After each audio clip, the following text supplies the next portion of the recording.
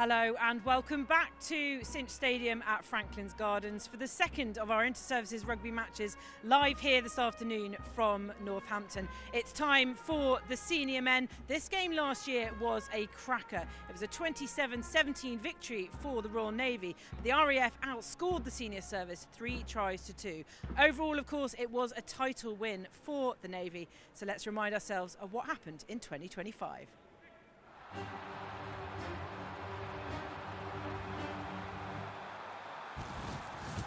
It is a perfect afternoon for rugby, it has to be said. Ben Chambers on this near side, it's a foot race, Chambers is going to get there, and the Royal Navy are going to get the first try. On it moves to Chambers, Chambers revs it up, Wrigglesford cuts back, that's beautiful scoring from Wrigglesford, and it is the senior service who prevail. The Army and Navy set out once again on the hallowed turf of the Allianz Stadium. If they need it, it's Malik! Oh, here we go, Solo running Rover breaks through. Oh, Matavesi takes the present, and has Matavesi taken the Inter-Services Championship for the senior service. Victors once again, the senior service. Rokadanguni goes straight down the line and nobody is going to stop him. looking for the gap and finding it. Where's the support? Naiolo's with him, he doesn't need it. Oh yes he does. You can't keep Naiolo off the try-scoring rota. 2 at Twickenham and now 1 at Kingsholm. But the winners of the Army RAF game for this season is the British Army. So the Royal Navy had it wrapped up in just 2 fixtures last year, but the RAF insist they are better and stronger, and of course there's been all change at the top of that Royal Navy men's side. So let's look back and we went to see their training camps before the inter-services picked up. Let's see how their preparation went.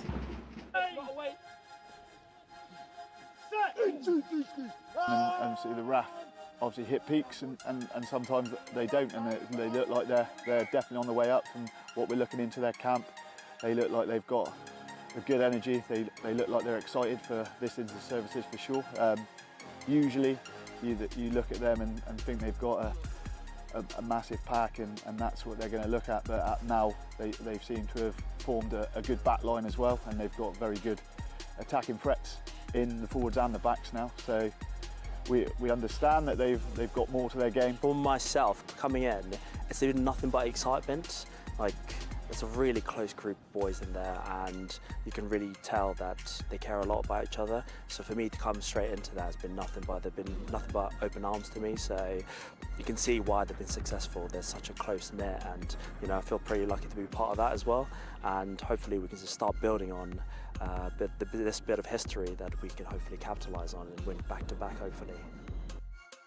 We've been talking a lot about what we call like the 1%ers, so that's both on the field and off the field. It's like those little things, so we're all like best mates. It's those things that are just going to help each other out when it comes to on the pitch, off the pitch when we're living together in the block. It's just those little bits that bring the camaraderie, help the lads sort of build and gel together, so that when we get on the pitch for the big games, we like to think those 1%ers really help us out.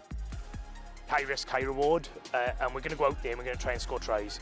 And if we score tries and we score 4 tries, we believe that we're going to concede points. Of course we are, we're not arrogant, we're not complacent. Teams concede points, and if we score 4 tries, we feel that we're going to be in an arm wrestle, we're going to be in a game, and hopefully we come out to the other side in the right way this season.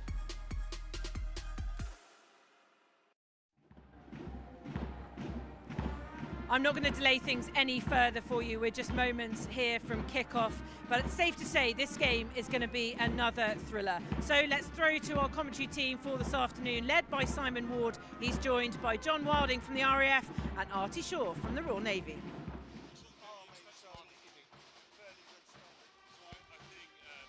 Good afternoon everybody, and welcome to the Cinch Stadium here at Franklin's Gardens in Northampton. It is a beautiful day for a game of rugby, and what a day it is going to be for both these teams as they get this year's Inter-Services Championship underway. Both teams have done their warm-ups and now heading off to get set for the real deal. The memories of last season will no doubt still be vivid in their minds, and 12 months ago, of course, everything started here. And the RAF started so brightly off kickoff, but just couldn't convert the territory and possession. And in the end, it was an interception try from Ben Chambers that got scores underway, with the Navy getting on the board first. The RAF kept it moving, kept it looking wide, but once the Navy had established a 10-13 point advantage, they never let go of that lead. And it was the experience, the game management of the Navy side that ultimately took them across the line first, and then of course they managed to hold off the Army at Twickenham for the Inter-Services Championship. Now, a little bit of history might be made, of course, with the Navy looking for their first back-to-back Inter-Services since 1973-74, and nobody has done it in the last dozen years or so. So a big moment, a big opportunity for the Dark Blues, for the senior service, to see what they can do. I'm delighted to have alongside me representatives from both light blue and dark blue. In the light blue corner we've got John Wilding, and in the dark blue Artie Shaw. Artie, always at this point in time expectation is so high, is rife. those guys down in the changing rooms are really just going to have to put a lid on it if they can. Good afternoon, Simon. Good afternoon, John. Good afternoon, John. Good afternoon, everybody. A pleasure and honour to be here today. Yeah, what a facility, what a pitch. Sadly, the sun has gone away, unfortunately, after the sunshine this afternoon, and the wind's picking up slightly, which may affect playing conditions. But yeah, Sam, you're right. The preparations have been put in place. We've had a very good build-up with the games we've had recently with Marine Nationale and Exeter. Good performances against both games. But this is it. This is where, you know, the end of April, beginning of May, inter-service kicks off, and what a start to look forward to. John, I always approach this point in the year and look back at the games that have come up, but they're not actually a valid reference point because you don't know what the opposition has put out and you don't know which personnel were available to each team, right? Absolutely, and you also got to factor in that January and February we're underwater, so that's a different game you're going to play than on this beautiful pitch and at Kingsholm or at Twickenham. So what transfers from those games to it doesn't always transfer to this, and I think the coaches are always trying like combinations, opposition. How are we going to play? What could we do if that person goes down, and all that in those games to have a better mindset for what's happening today. Especially the RAF. The RAF have done not as many fixtures as before, but they've done a lot of condition contact sessions with other clubs. Yeah, Worcester and Merthyr. Absolutely, and then they did a session with Cardiff Blues during the Six Nations, and they've got a lot out of that. But you know, at the end of the day, game time's game time. So the question always remains: how much does last season play into this season? Is it relevant, or is it a fresh start for both teams? Well, so I will say that having coached these in services at various levels you never have the same team 2 years running. So it's always a new team, and with a new team comes you can't help but look back. But at the end of the day, that doesn't put a point on the scoreboard or take one off. At the end of the day, it's what you do in the changing room now and what you do out on the pitch that makes a difference, not what went before.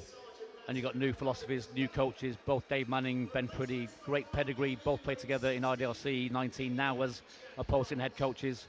They've got great credibility, great experience, but it's now transferring their ethos, their culture and their tactics onto the team to put it out on the ground there.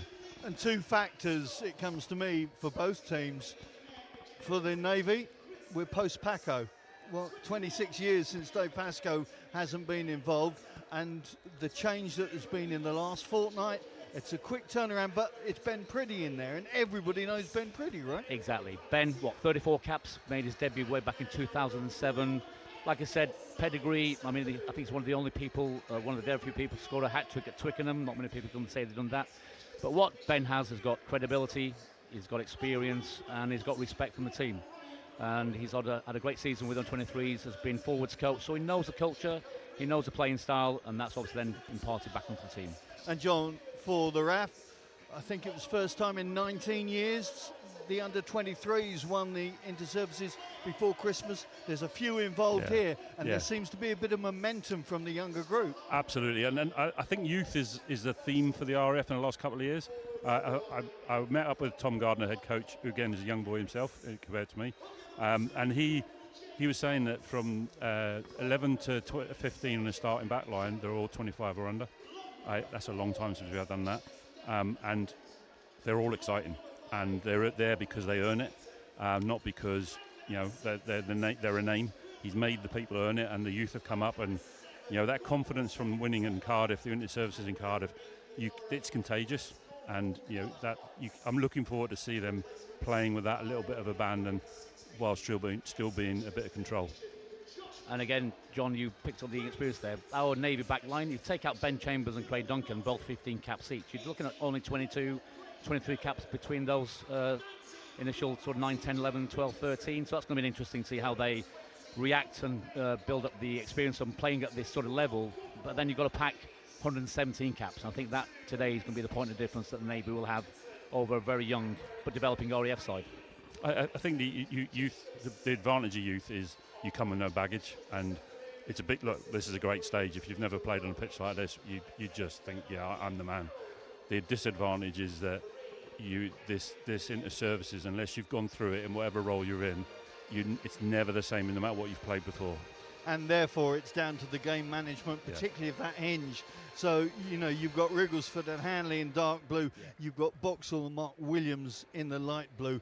The experience of those two units within is going to be critical.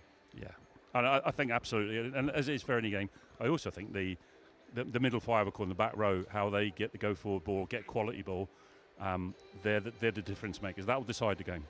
And you know, the Navy have got an immense back row, but you know, the RAF back row isn't as starry as a Navy back row, but they're more than handy. And you know, it's going to be tough up front for the RAF, but if they can tough that out, I think the youth in the back line, the RAF, if they get some space on a pitch like this, you know, it could be really exciting. And the senior service have got a back row of 4. We're very, very lucky, obviously, with J-Dog, Toots.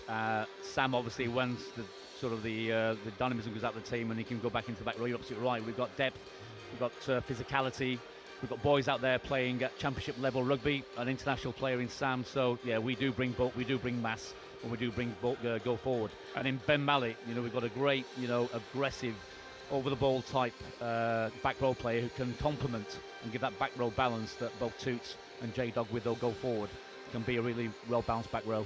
And they've done it. They've won this game. They've won at Twickenham, and you know, you can say about youth and really hammer that point home, but it's easy when you know you've done it. And that experience when it comes down to, because you know, brand new day, brand new season. The refereeing, you know, how they see the game, and it's their day in the sunshine as well. And you know, let's not forget that we can't play without them, but it is their day in the sunshine. It's a big day for them. They're under pressure as much as they are. You know, when you've been in the heat of it all, and let's face it, to hold off the Army last year in Twickenham, if you're part of that team, what the RAF throw at you, you can take them on, and you know you can do it. You can stand onto it. The whistling of Ian Kai is going to be critical, particularly the breakdown. And that, you know, as you two gents have just highlighted, the relevant units within the two teams, that dictates the flow of the game in so many ways. 100%.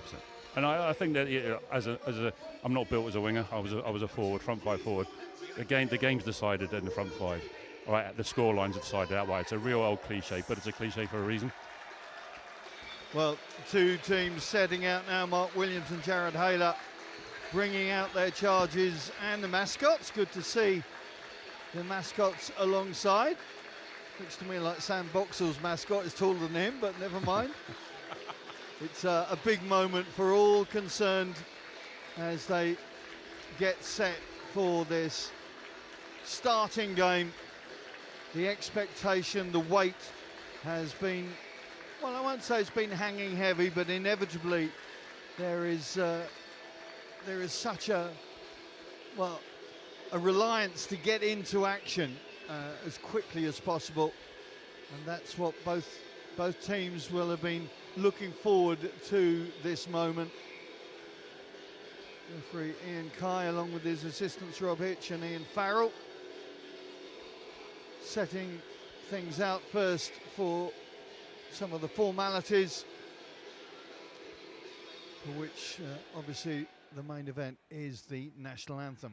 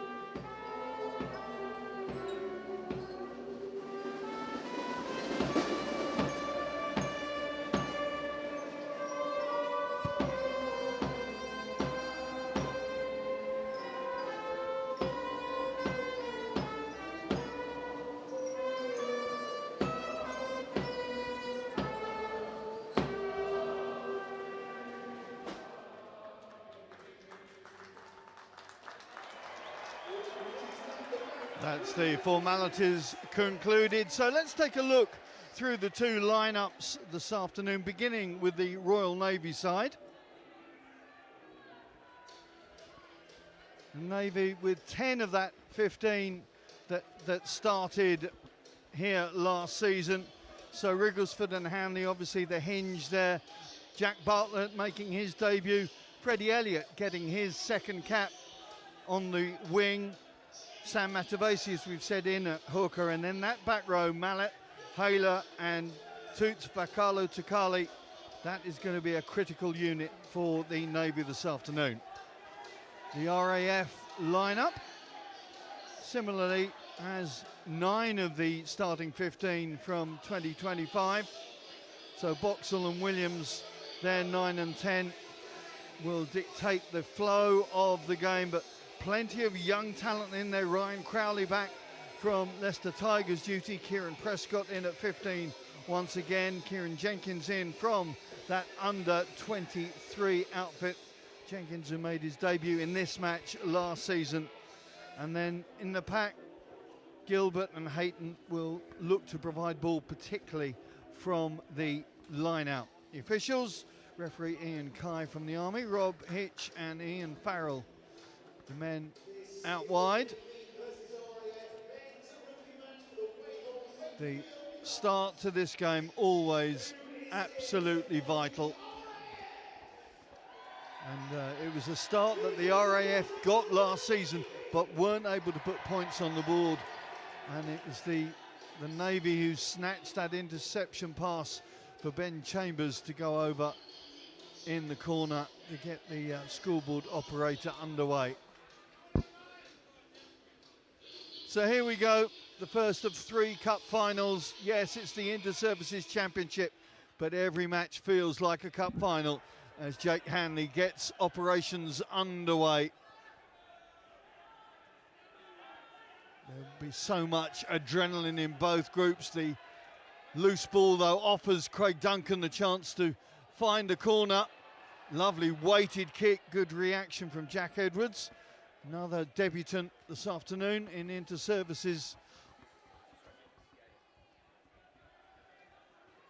The setback there from Will Llewellyn, under 23's captain before Christmas, so maybe a leader in the making for Tom Gardner. There is, I mean, I use the word adrenaline so much, but it is a matter of just settling things down. It's human. 100%. You know, you just want to do everything in the first 30 seconds. Now they've got to settle in. Yeah, Will wouldn't do that and normally, and he probably won't do it the rest of the game. But first one on the kick-off of the IS, wanting to put your stall out there and losing ball and contact. But they recovered it well and a good exit. Jared Hayler only played, got injured at the beginning of the year, came back for the game in Toulon against Marine Nationale, and now back in that Navy back row. The Navy warrior, he never seems to give less than 100% and is so vital to the movement of the Navy, just being stemmed there, stalled there for that knock-on.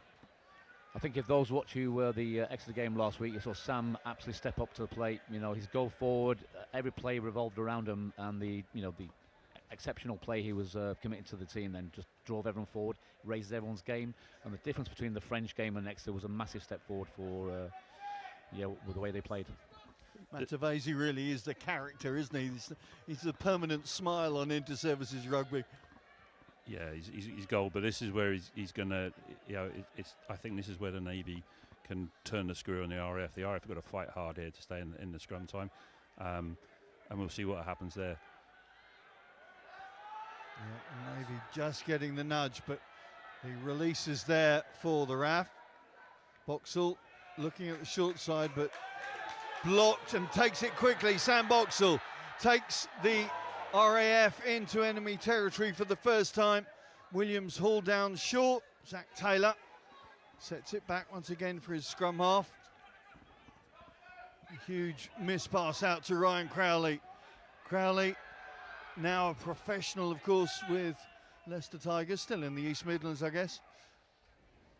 but has made a good impact from what I'm told in the half-dozen games or so he's played, and of course was part of that team that won the Premiership Cup.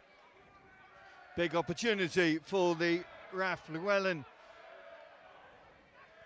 sets it back in front of the post, loading to that right. Williams, good anticipation. Prescott was going nowhere fast then.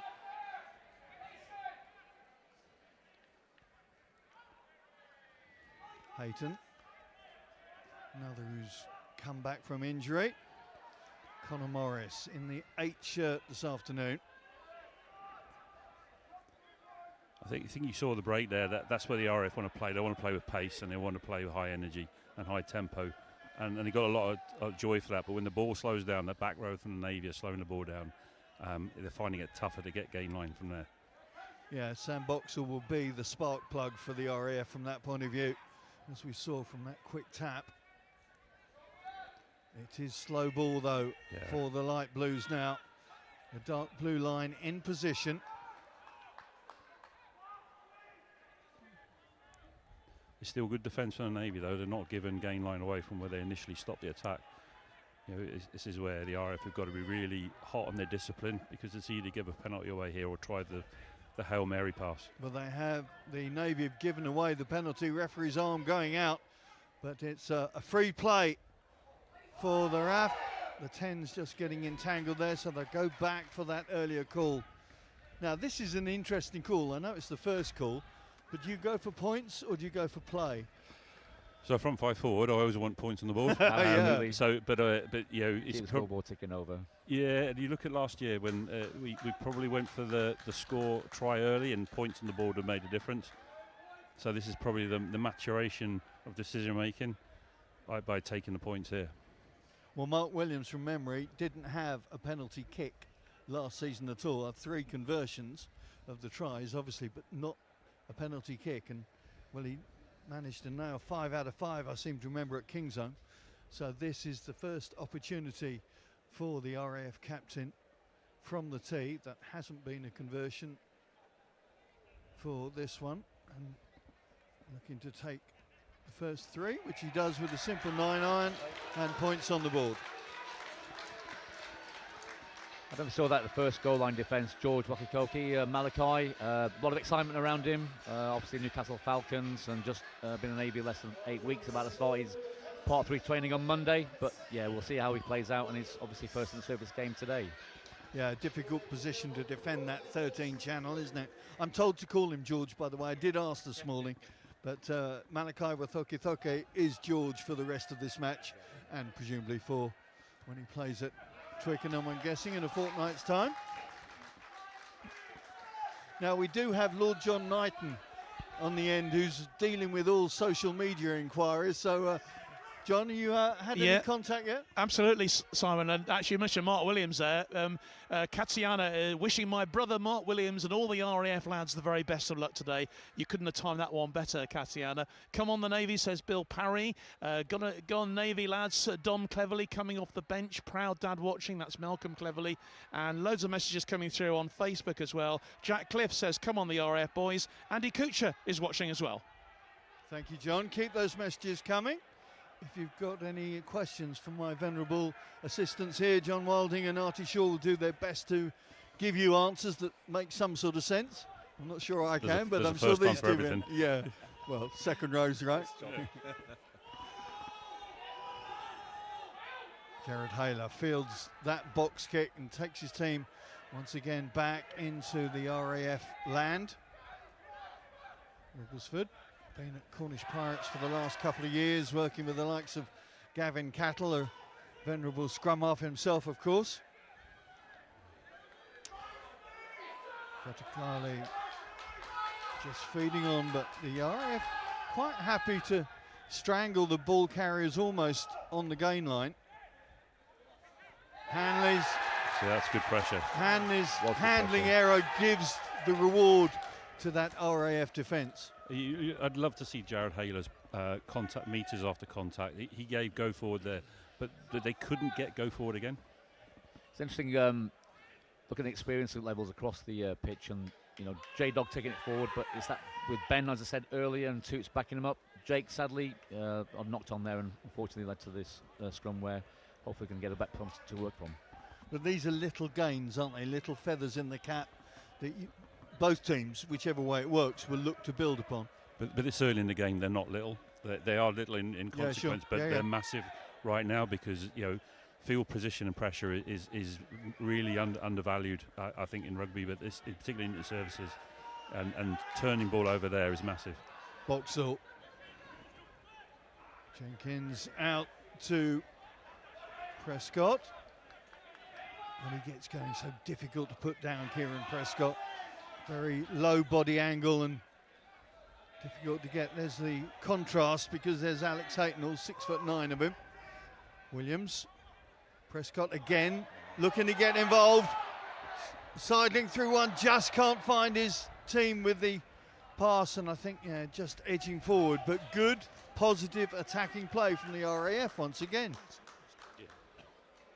Yeah, I think you've seen the two styles of the team right there. We played 10 minutes roughly, and you've seen the two styles there. The RAF are looking to move the ball at a pace and fast rucks. They're not afraid to hit it up, but it's fast rucks, it's quick ball. And the Navy, their defence is pretty good, but they're a bit more structured. And as last year, the RAF getting the best start inside the first 10 minutes. This time, getting points on the board to reward it. So it has been a nervous start from the Navy, I'm surprised, but the lively start by the RAF has obviously put them under a bit of pressure. We'll see how they cope with that. Fakala Tukali just edging his way, waiting for that decision from the referee. This is a free play. Wathoke trying to make that 2-on-1. Gets the ball out to Ben Chambers. Chambers scored in the opposite corner at this time last year. Not going to score here, but it's there for Wrigglesford. Desperate defence from the RAF boys. Big opportunity for the Navy. Ed Pascoe up in the engine room this year. Fakala Tukali back in the spine of the team at number 8. There's a penalty as well. They've got width out to the left, but at the moment I don't think those forwards are going to allow that ball to move. They're driving around the fringe. I think this has got Sam Matavesi's name all over it. Stop just short, Matavesi. Now it goes out, and now it's over. And it's Jack Bartlett who celebrates his debut with a try. First 5-pointer on the board, and it goes to the Royal Navy. We talked about it. Young George there making an instant impact, running down, creating that space outside to Ben Chambers. Ben, of note, just come back from operations in Cyprus, so what a way to start his inter-service game today. Set to the mark, lovely ball inside, quick ruck ball, Sam driving it forward, and Jack obviously scoring in there. And it's simple coaching. You always say look for the 2-on-1, and that was made by George then, just spotting it and getting the release to Ben Chambers. 100%. It actually goes back to the scrum. The Navy have really identified so they worked the scrum to have a scrum penalty and then had free ball, and from free ball there's no pressure, and that made a difference then. So it also meant that scrum turned and the RF back row were over the wrong side, and that's a great break by the outside centre there to put them away. And no chance of recovery from the RAF defence once that release was there. Hanley has no problems from the tee, so 7-3 the scoreboard reads as we move towards the 12th minute of this contest. Mark Williams with the restart.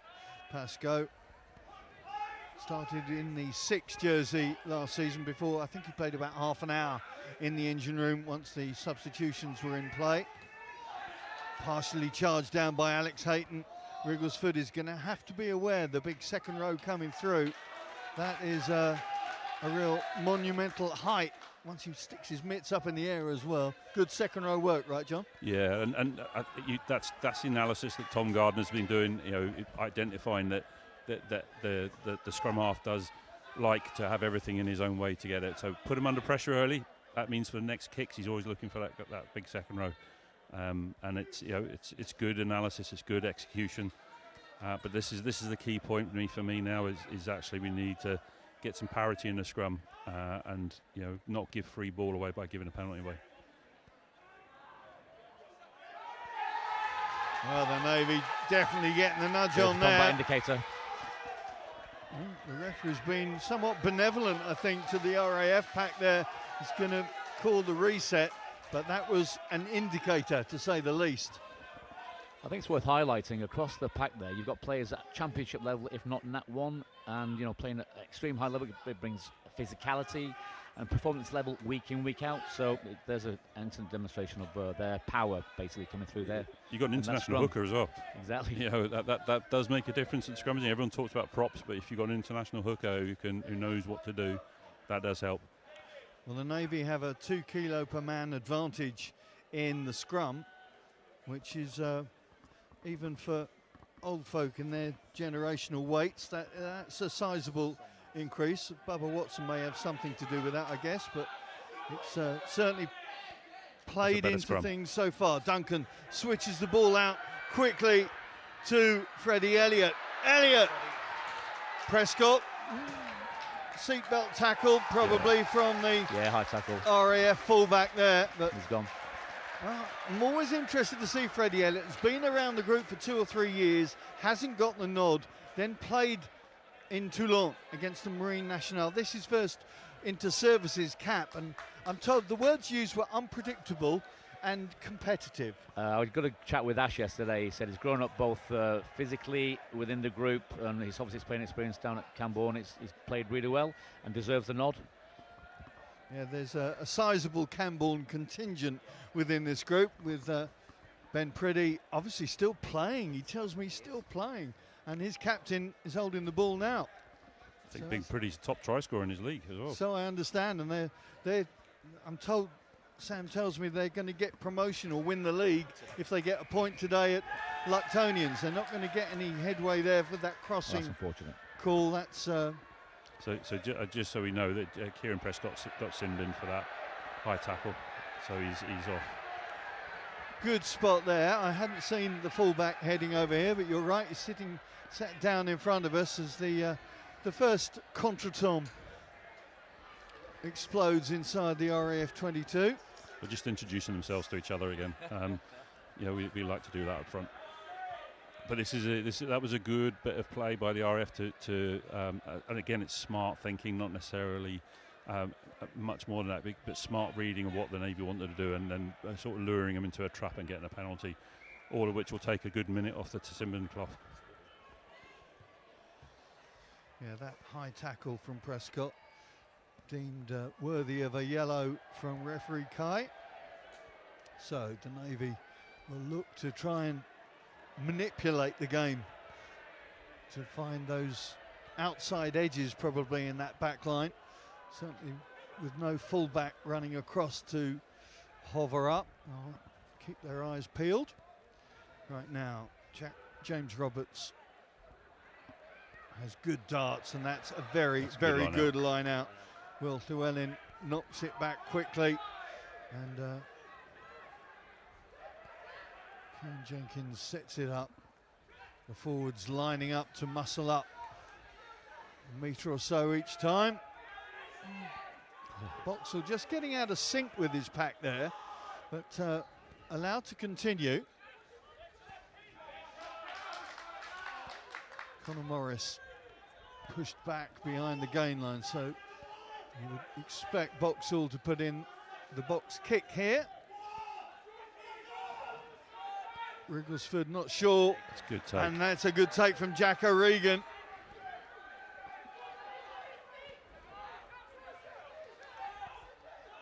Well, the number 3 shirt worn by Harry Challoner. First time that's happened for a number of years, with Dave Manning, of course, now the forwards coach for the RAF and not player coach. Boxall sniping again. Wrigglesford takes his opposite number down, but the ball is there for the RAF. Just not worked out there. Looked like O'Regan and Alex Hayton were going to work something there, but just not on the same page. Just saw Mark Williams there doing the hand gesture to calm down. Actually, we're playing too fast. That didn't need to be forced there, and the space was there. Although Kieran Prescott being off, but he'd probably be on the end of that. So, just that calm down. Don't throw the ball. Don't chase the game yet. Simon, John made a very good point before the game. We were talking the fact they've lost Dave and Josh. That's the first time in a long time they'll have that experience, that amount of caps they've lost this particular year. So you're absolutely right. Experience will count, and it's how they perform now with the pressure with under 14 men. And Alex Stanley, of course, a very experienced operator now in the Falklands. Alex, if you're watching, good afternoon to you. Josh McNally actually passed his fitness test yesterday afternoon for Cardiff, so he's in West Wales setting up to play against the Scarlets. I'm told he should be back in time for the Army match. Good clearance, safe clearance from the Navy boys. And that is a good exit there from the Navy, but the RAF will be pleased with that because the territory, they haven't lost a lot of territory, and they've got to put into the line out. And they're managing this period of a yellow card really, really well. They're still in the attack, they're in the Navy half. So there's a lot of things that are positive there. James Roberts. Oh, Hayton can't take cleanly, and it's Bubba Watson who thinks about the sidestep, thinks better of it, and sets it back. The width immediately on the Navy ball in the absence of the RAF fullback, looking for the gaps out wide.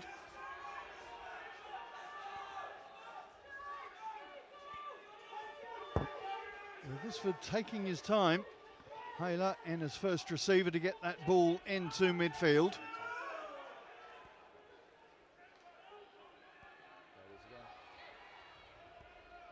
As ever, the conduit for so much of the Navy positive action. And there's another one, Matavesi showing off his Fijian sidestep. Hanley manages to bring back the ball under control, and it's Watson who sets up the point of attack. Ben Mallet not going to get far. Fakala Takali, Hanley one-on-one. Good work from Crowley. 2 tackles in the space of 2 movements.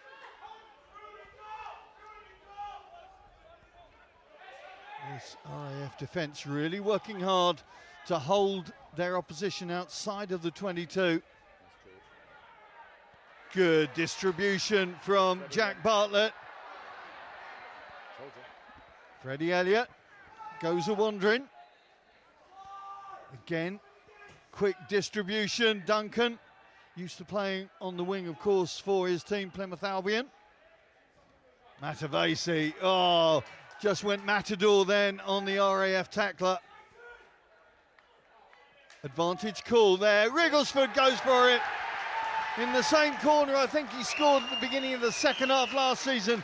He's done it in the first half this, and the second try is in the bag as we move into the second quarter of this game. You know what, I've got to give a big shout out there, Bubba Watson. He started that drive in the at the 22 there, point of contact in the middle, final drive just to give Riggs that space. His 10th year, his 20th cap today, outstanding player. Good old Bubba. You have to give also the game drivers for the Navy. That the RAF are one down in width defence. They went full width one way, full width the other way, and then back the other way. And that's what you do. You didn't panic. So they didn't do what the RAF did with just a few minutes ago. They didn't panic down here in the corner. They recycled the ball, couple of hit-ups again, and then bang, bang, and the space is there. And again, George quietly going about his business. That 13 challenge, as you mentioned earlier, Simon, playing a good game. Hanley lining up his second kick. Went 6 out of 9 last season. Got the player of the match award. Slides it through for another maximum return then for the senior service. Again, it's like last year, that initial pressure from the RAF, but bit by bit, the Navy taking charge of this game. Yeah, absolutely. And look, but the RAF has shown if you give them a sniff, they're 14 down, they're still pressuring. The spaces are there, and I suppose the debate becomes as the game goes on and the powerful Navy pack start to tire a little bit. The pace that's out wide for the RAF, will that come into play? Yet to see. Hayler calls, Hayler takes, Hayler leads. He's a class player, isn't he? Well, I called him a Navy warrior for a reason, and he is that man, isn't he? I know he's going back to Plymouth Albion next season, having been playing at Hartbury. New job with the Royal Marines. It's on here. Matt Harris tries to sidle through a gap. Jack Edwards looking for the extra contact. Connor Morris goes up over halfway. Into that midfield. Mark Williams spots a gap behind Wrigglesford that the scrum half recovers and sends it long. Good take from Kieran Jenkins.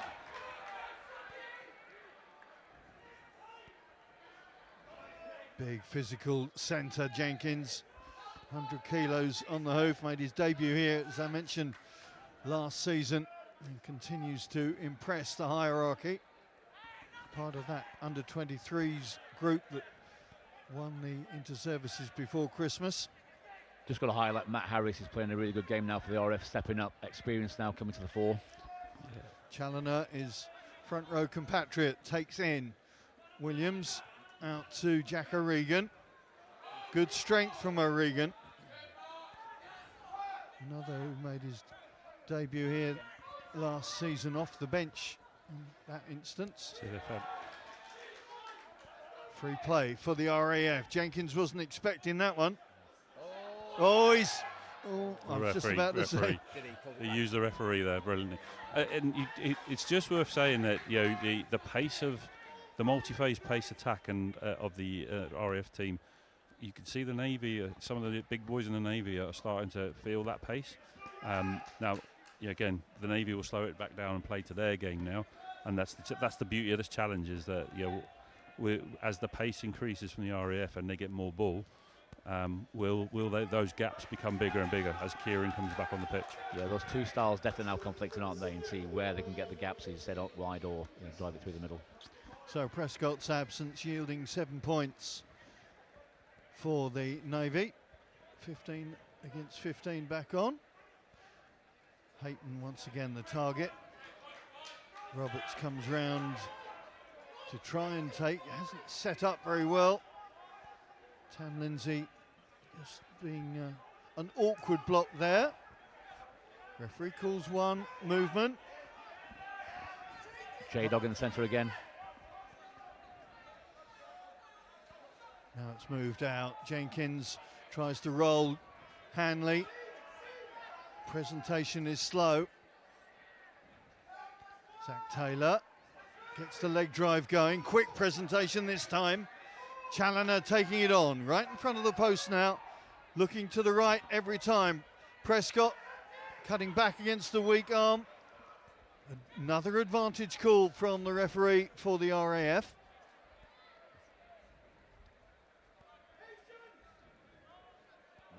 No way through for Harris then. We'll go back for that earlier call. There's a few hands on hips in the Navy ranks. They're being put under a bit of duress now, 26 minutes into this game. You can see now the speed of the RAF ball on the Navy are slow folding round. They're beating them to the fold in attack, and you know, if they start attacking a little bit wider, the gaps will open up. Credit to the Navy defence there. They were exposed a couple of times, but their strong inside defence has closed the door on the RF. I think credit where credit's due as well. Young Ryan Crowd went looking for the ball there, used the rugby league experience, and nearly went over, to be honest. So yeah, good work from him. It's something that if you've been watching the RAF for a while, since Tom's come in, he wants his wingers to work off the wing. So if it's going the other way, he wants them to come in and be that extra person. And when you like players like Ryan Crowley, why wouldn't you? Absolutely. And this is what Tom Gardner was talking to me about yesterday, was the game management and taking the points when they're on offer. We've seen it with Mark Williams twice now already inside the first half an hour. Last season, it was about this point, I think the Boxall went over for their first points. So in their heads, they're very much in this game because they look at the scoreboard and see there's only 8-point differential. And that's with a man down as well for 10 minutes of the past quarter. Stay in the game, stay in the game. That's their philosophy, stay in the fight. And then let's see what this second half brings. Well, they're certainly in the game. There's Connor Morris known for his defensive work. The penalty goes to the RAF to allow the release. Let's get down pitch side. I think Kath has got the Navy coach, a certain Mr. Priddy, waiting to talk to her. Kath? Okay, Ben Priddy, head coach of the Royal Navy men. That's not a comfortable position, is it? But a good start from your guys. Yeah, good start. We've looked really good in spells. Obviously, we've just allowed the RAF to relieve the pressure by giving away a cheap penalty in the 22 there. But yeah, we've started all right. But you did, in a way, stop a try. I know, like, they got the penalty, but they opted for the post. So really good defence and attack from the Navy. Yeah, we've good defence. Our connection's been really good, and attack we've striked. We just need to keep hold of that ball and don't want them kicking it away. How fired up are the team? Because, you know, we've talked about back-to-back a lot, but also everything that's gone on in the Navy camp, and you taking over so briefly, so, you know, with so little time, but feeling's good in the camp. Yeah, feeling's been good this week. We've had a really good build-up. Obviously, that Monday, Tuesday, we've been building, and the team run on Thursday, and then what we've delivered yesterday was fantastic. So, couldn't ask anything more from the lads building up to this game. Anything to say at half-time? Will you be talking about maybe a penalty, stuff like that? Just about ball retention, keep the pressure on the RAF and see what we can do. Thanks, Ben Priddy. Cheers. Thank you. Well, the curse of Kath Brazier seems to be averted for now. No tries scored while she's talking to the coach, so that's a good thing, I guess. It's a good thing for the Navy. They're deep inside the RAF 22, but the Light Blues have possession.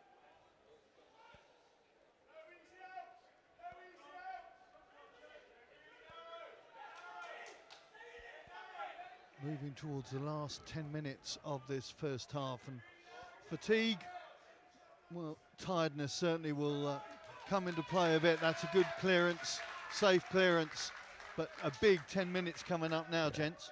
That's a good exit from the RF, given, again, George, that just experienced that little chip over the top, put him under pressure, Ben pressurising the winger, but that's well done by the fullback to secure that ball and get clearance out of the 22. Yeah, the RAF are working really hard in defence, but they've got to be 100% on it the whole time, because, you know, one little mishap or one high tackle and they're in the wrong end of field pressure. It's a nice line. Oh, not straight. Nope. Oh, referee.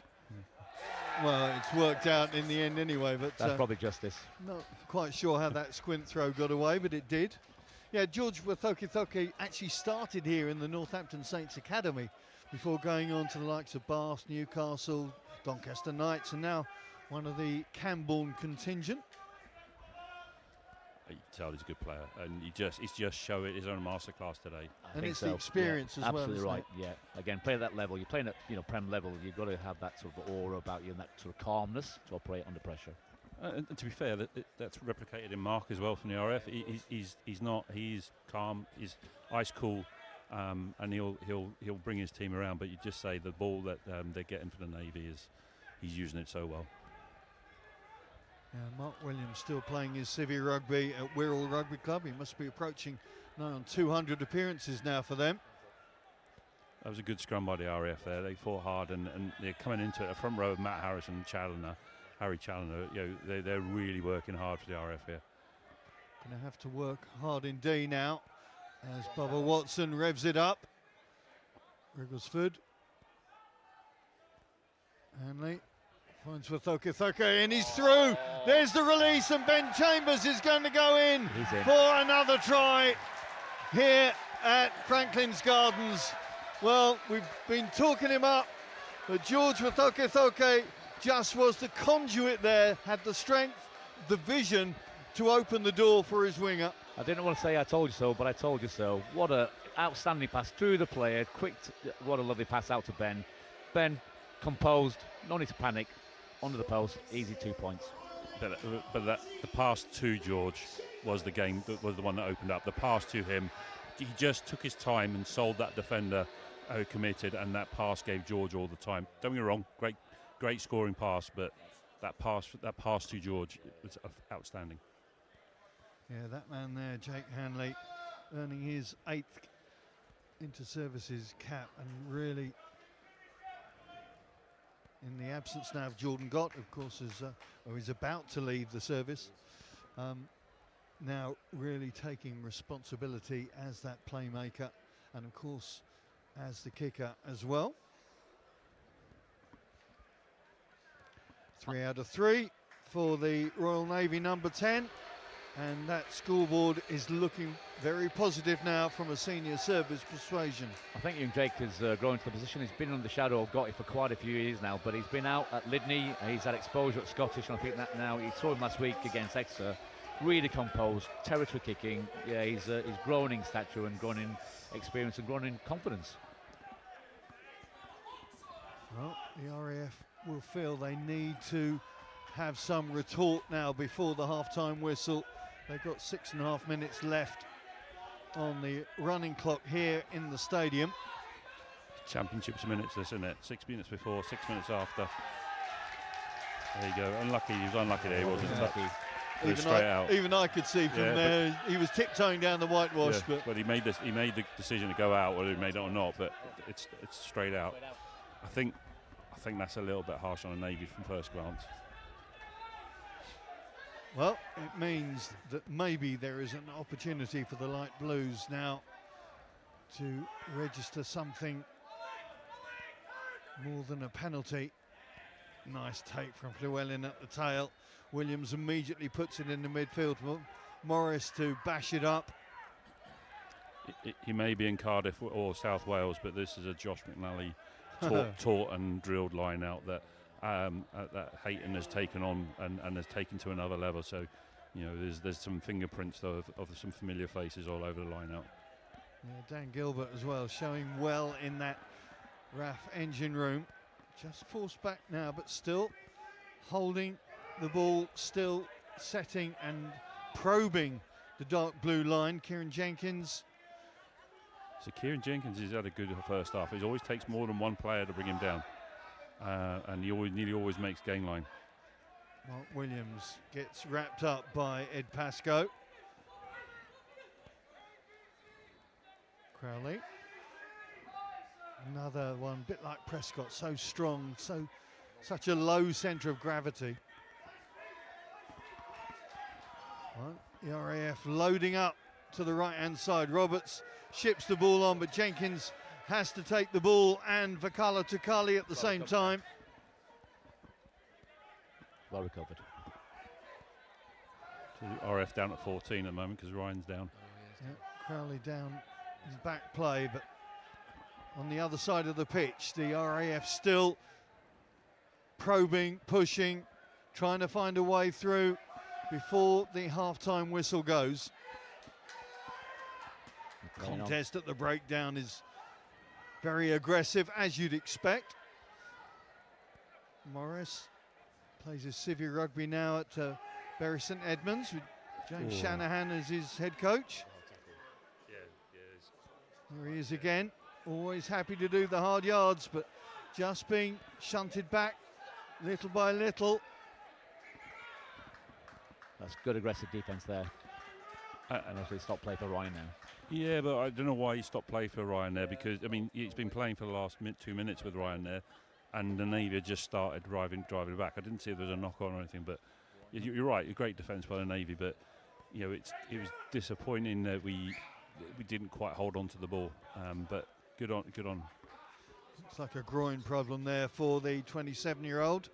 Injured, of course, last season, and struggling now. Right, let's get on to social services, shall we? I mean, Lord John of Knighton. John, what do you got? You say the nicest thing, Simon. Yeah, loads of messages coming through. Obviously, a lot of support for the Navy now they've got this lead. Jamie Campbell-Baldwin, JCB, wishing all the very best to the Royal Navy from Muscat in Oman. Michael Aspier says, come on Navy. Andy Kellett is watching. Now there's a name to conjure with from the past, isn't there? Come on Navy, says Owen Salmon. Shout out to Jack Johnson. Lucky he doesn't need to hand an assignment in tomorrow, says Matt Green. And Tom Boxall says, good luck to the RAF lads today from the older, better looking and better at rugby Boxall brother. Get in there, Sam. Loads more messages. Keep them coming in. We'd love to hear from you wherever you are around the world. Thank you, John. Well, as you saw there on the pictures, Not only the RAF look like they're going to lose one, but Ed Pascoe has just made his way off very slowly to this near side. So Matt Scott is going to get more gameplay than he might have expected. Now Ryan Crowley is going to stay on the pitch for now, but he doesn't look happy. And that's unfortunate. Ed, obviously, a lot of experience, 26 caps today, been playing since 2015. Matt, on the other hand, second cap only. Academy player, in fact, academy captain. So we'll see how he copes with the step up to this sort of level. Interesting to see whether the experience factor, certainly later in the game, plays into the mix. I think the RAF are looking at attack on the right hand side here. They've overloaded. If the scrum can stay that way, Yeah, Morris trying to work that right channel. Williams not throwing the 50-50 pass and resetting the position. Roberts. Oh, there's a no-look pass. Oh, I think the RAF got away with one there. James Roberts, just with that pass, looking to put his man in there, but ball didn't go where the man was, and suddenly the Navy had an unexpected present. Yeah, they're the coach killers, that sort of thing, where you need to do that a minute from half time. You've got a good ball, you find you could potentially add to your score before going in at half time. They've got away with it, so let's put it in the bank and move on. And again, you know, there's a 3v2 out right. If the scrum stays, there's a 3v2. Let's see what happens.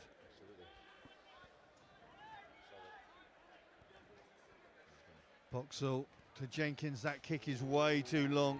Especially with Ryan's limping badly here. That's the wrong club to bring out the bag there by Kieran Jenkins. And the opportunity goes a-missing for the RAF for now. Crowley desperately trying to run it off. The physio's calling him off, but he's not going, is he? I think half-time might come at the right time. Oh, he's no? Yeah, I think he's going to go. Half-time. He's going to have to, isn't he? Yeah. Jacob Seddon. That's a big loss. Is the like-for-like replacement. Different type of runner, but there he is. So two significant retirements there. Ed for us and Ryan for the RAF. Obviously, you know, young Matt, Denport Services, seconds team, you know, has played academy level, good community rugby player. Ben Russell's team, isn't it? It is. Sprout. I used to work with him at Saracens in the deep darkest last century, I think that was. But now he's got a chance to prove himself.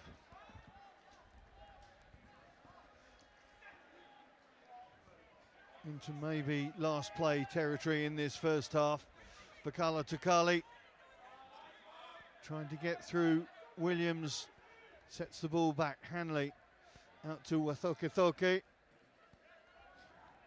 Navy just looking to play conservative rugby now to see out the clock in this first half.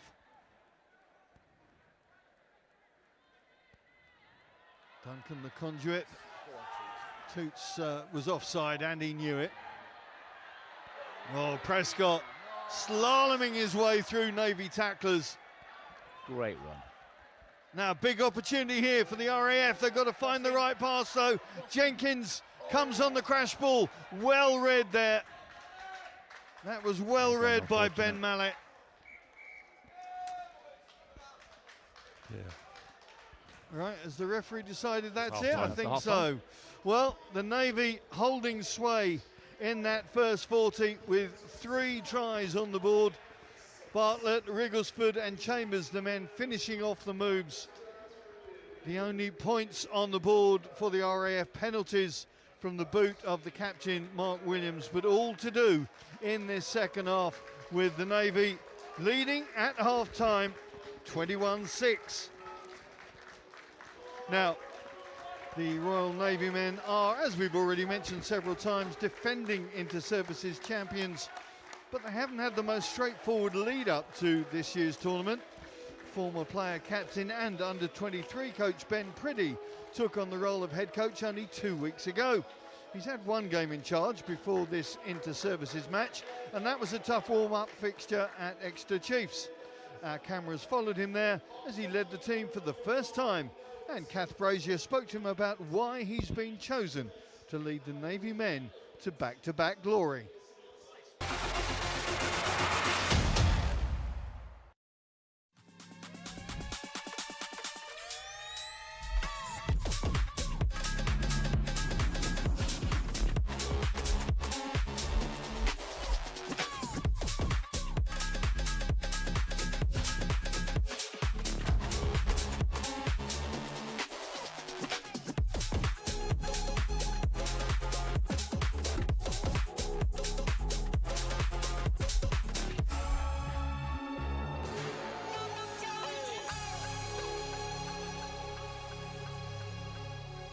I don't like to be still. I'll get jittery. I might be like Pep though, I might get a suit. I say I might put a suit on. I don't actually know how I would be if I didn't start playing rugby. I can't give up. I really love Navy rugby, and that's why I'm here. I just enjoy being around the lads, that sort of team ethos. Yeah, just say variation. Let's work the tips. Don't be afraid of it.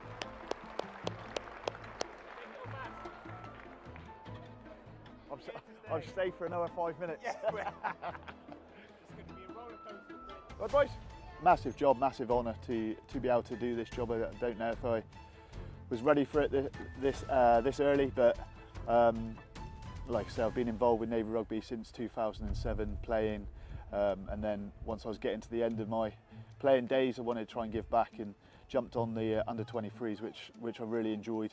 The environment and just watching the young lads do what they do from that age, coming up all the way through, and I've then jumped on to the coaching cycle of the senior men's team. It's a massive honour. Like I say, I enjoy it, and that's why I'm here, and I just want to make Navy rugby a better place. Ball, go, go, go, open up, open up! Good rugby, boys. Speed to the shoulder, let's play!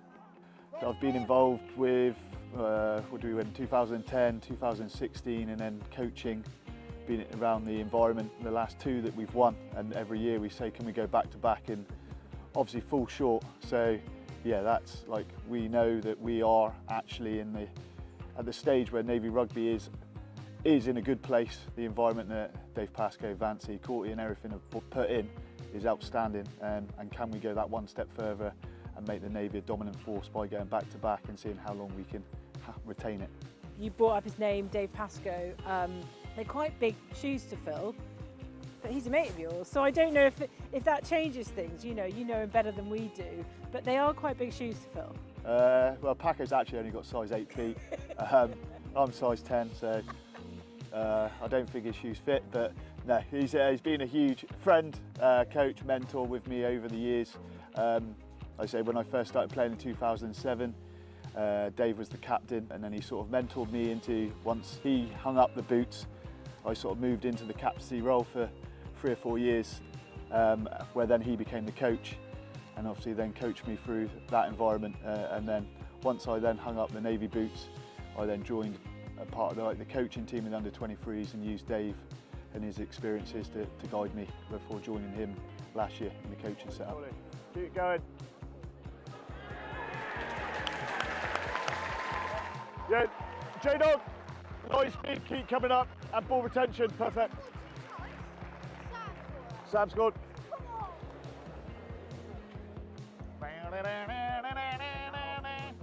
The Navy rugby, probably 3 or 4 years ago, created some core values and decided to stick with it, which is the right thing to do. So we're all volunteers and we all want to be a part of the Royal Navy, so actually they should have some values that we should stand by, and we then join into the Royal Navy, not we then become, like if I'm head coach, I don't then make up the rules for everyone else in this Navy setup.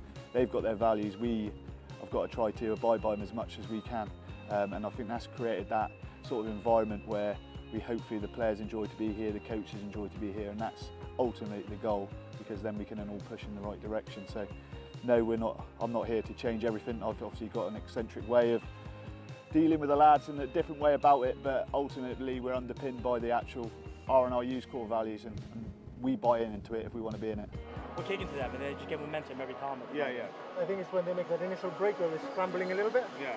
We've got a good group of lads. We've got some very experienced heads in the squad now. We've got some lads that are playing very good level, that have experienced big games, big environments, and ultimately we've just got to believe that what we're doing as a team is putting us in the right direction, and hopefully if we can perform as well as we can and put the pressure on the other two services, then the back-to-back will come naturally, and then we've just got to hope that it works. Declan, he wouldn't have dropped it if it was an Easter egg, would he? Or pizza. Declan loves the pizza. one of the reasons I'm here is because I enjoy it. I want Navy rugby to do well, and I just want the best for the lads, the people coming up through. So that's why I'm ultimately here. If I didn't enjoy it, I wouldn't do it. So yes, I don't know if I enjoy this role, but I enjoy Navy rugby, and we go from there. And I hope I do enjoy it over the next 4 weeks. I'm liking it so far. I know it's been a bit of a roller coaster, but we keep moving forward. Thank you for the energy we've brought and the morale. Let's keep it building next week. But thank you very much as a whole. Appreciate it. So let's keep building for next week.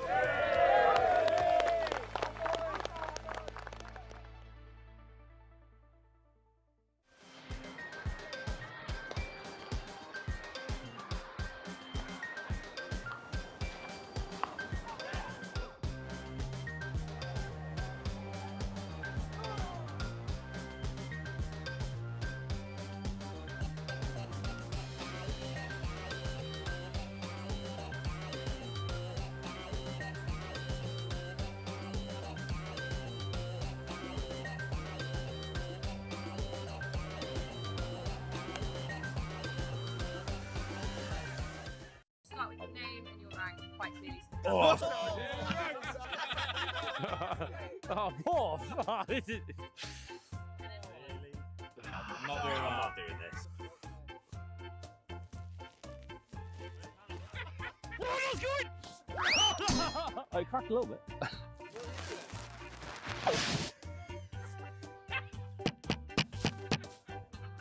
Oh, so put the eggs.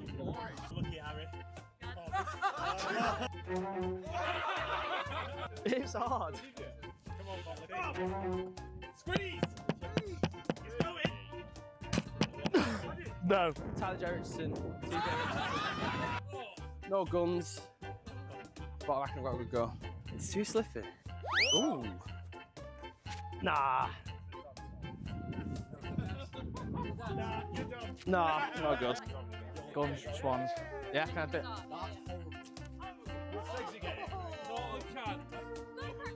No. That's good. Replay it. Replay it. Oh, that's horrible.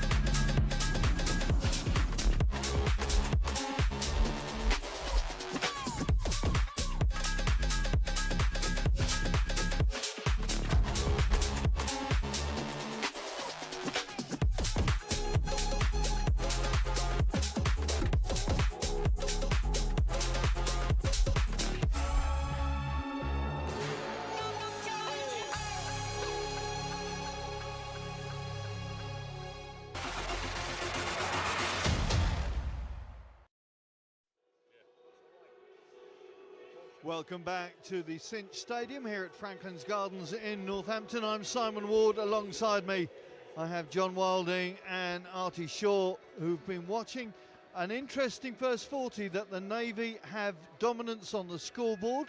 Does that relate to the play? John, I'm going to ask from a RAF perspective first. Yeah, you've got to say it does. And they've squeezed the RAF when it mattered. The 10 minutes for Kieran was critical. But you think if the RAF score soon in the second half, they've shown enough that they can actually create some space and some havoc in the Navy defence. If the ball is slow and the Navy back row get the RAF ball slow, then it's quite hard to get through them. So, yeah, it's a fair result, a score at the moment. And Artie, I mean, it's 3 tries to 0. That tells its own story, doesn't it? Yeah, very much so. And John alluded to back earlier about the Navy maybe getting tired, but I'd want to break it to him that our own bomb squad, Dom Cleverly, Jack Wright, Kai Beasley, are going to bring bulk, experience, power. So I think the ambition to, it probably might count against you, unfortunately. Yeah, that's the game, isn't it? And we've got to try and find an area of dominance, and I think our area of dominance is actually one-on-one attacking, and finding those little gaps in the defensive line. The area of dominance for the Navy is the power game up front, and it's an interesting clash of styles. Very much so. Well, it's been great to have company of these two gents, but also with you, and your messages have been coming through from all over the world. I understand John Knighton's been on the case. Yeah, loads of messages coming through, and great to hear from you from all over the world. Just to mention here, Oliver Mole, come on Navy from Italy, and Sam, let's go. Watching my boy Deck Johnson play in a great game so far from my sofa here in Thailand, says Christopher Johnson. Let's go RAF, says Amelia. And cheering from New Zealand, come on the Navy, says Beth Rutter. So go Navy, says Ratawoo75. And I mentioned, which ground is this? We're here at Northampton, okay? So just in case anyone doesn't know, we're here at Northampton today. And a quick mention as well, of course, the RAF women earlier had a 36-7 win over the Royal Navy in the women's match. So already bragging rights have gone to the RAF. What can the men do in the second half? Well, it's a Navy side with one adjustment at half-time, because George Wathoke has come off and George Edson is on like for like, I suppose, in terms of midfield replacement. Very different type of players though, so it'll be interesting to see if that changes the way that the Royal Navy play, or indeed whether the RAF will try to test the young man out in midfield early doors. That's interesting. He was my, well, at the moment, man of the match so far, but you'll see, obviously, Ben's obviously got some tactics he wants to inculcate into the team, so we'll see. I think he's come off with a little bit of a shoulder injury. See, his right shoulder, but he was outstanding. That's a big loss for the Navy, I think, for this game. Hanley has to scuttle back into his own 22 to pick up the pieces of that loose pass, but the ball ends up with Jacob Seddon. I think it was a not forward going back. Seddon, if you weren't with us in the first half, came on just before the end of that first 40 with Ryan Crowley seemingly with a groin strain of some description. He's standing down in front of us now, very upset to be coming off in the first half of this classic encounter. Again, a bit background about George, another one of the Camborne contingent. Has actually played England in 18s, came up through the 23 route. Obviously, big lad, good direct runner. So hopefully he'll have a bit of bulk and direct running at the 13 position. Another one who made his Navy debut here in last season's encounter here in Northampton, if you're not quite sure where we are, in the East Midlands. Bakalo Takali showing great dexterity and strength to get that ball away to his scrum half. Matt Scott, ball goes out, and again Jake Hanley has to field the ball standing still. Good pull in there from Prescott. Just scanning the opportunity, and he's through and up to halfway. Duncan's going to come back. Good work from the RAF fullback. Now, can they make something of it? Boxall. Williams, it's a free play. Yeah. Advantage to the light blues. O'Regan.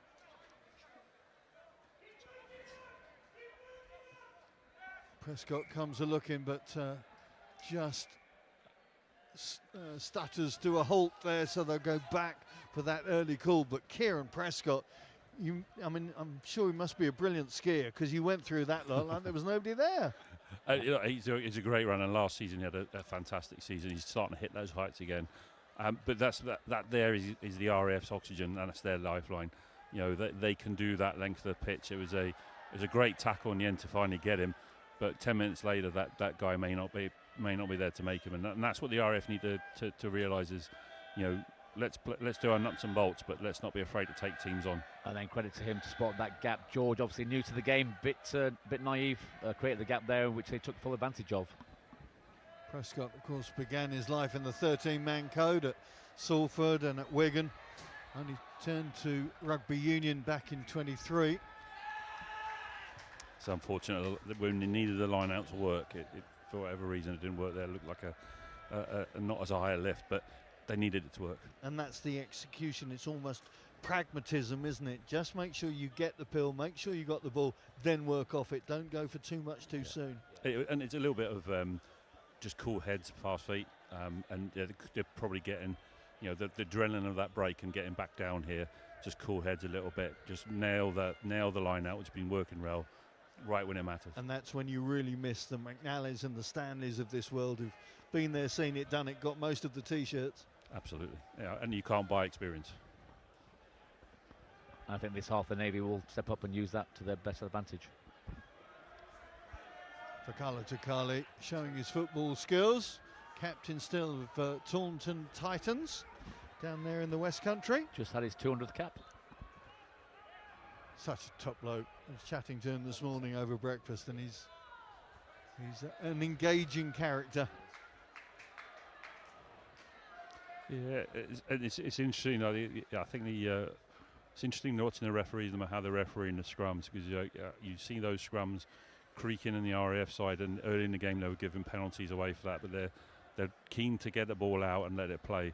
I'm not sure the Navy necessarily in their 22 want the referee to do that. They want to give a penalty so they can get up the pitch, but you have to credit the RAF front five who are fighting hard in their scrum and giving some good pictures to the referee. No doubt Dave Manning and maybe Matt Broom have changed things a bit at half-time. Be interesting to see how it plays out now. Williams runs the dummy line. Call is there from Matt Harris. Hayton. Great time. Just a little bit of accuracy coming out at half-time from the RAF. They missed the line out. There's a couple of passes and overrunning. We're getting the massive go forward, but just that little bit of accuracy is just stopping us. Yeah, that turnover there was legit from Ben Mallet, but there'd obviously been a knock forward earlier on in play. You see, dealing with what I talked about earlier, Simon, regarding with our driving back role with Toots dominating today. J-Dog obviously taking that full forward, but Ben just quietly over the ball, securing ball, turnovers like that makes a difference. When I was in the Navy camp, they were all highlighting Ben Mallet at 6.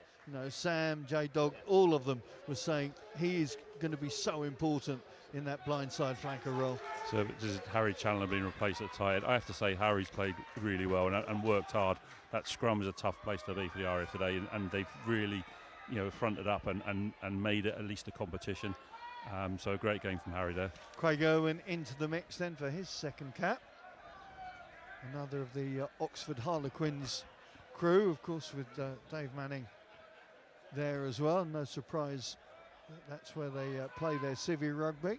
Just to mention for Richie, his father, I used to work with him at Benton. It's good to see him get on and get his second cap. I'll raise you his father, Ben Mallet, obviously. John Mallet of Bath in England. Yeah. Great pedigree, great product. He'll be very proud of his boy today. Yeah, good heritage all across the park. Chambers coming out quickly to make sure Prescott couldn't get a head start on him. Llewellyn. And the back row getting involved. Hayton as well. Yeah. He's played well, Alex Hayton, both in the loose and in the set. Boxall takes it quickly.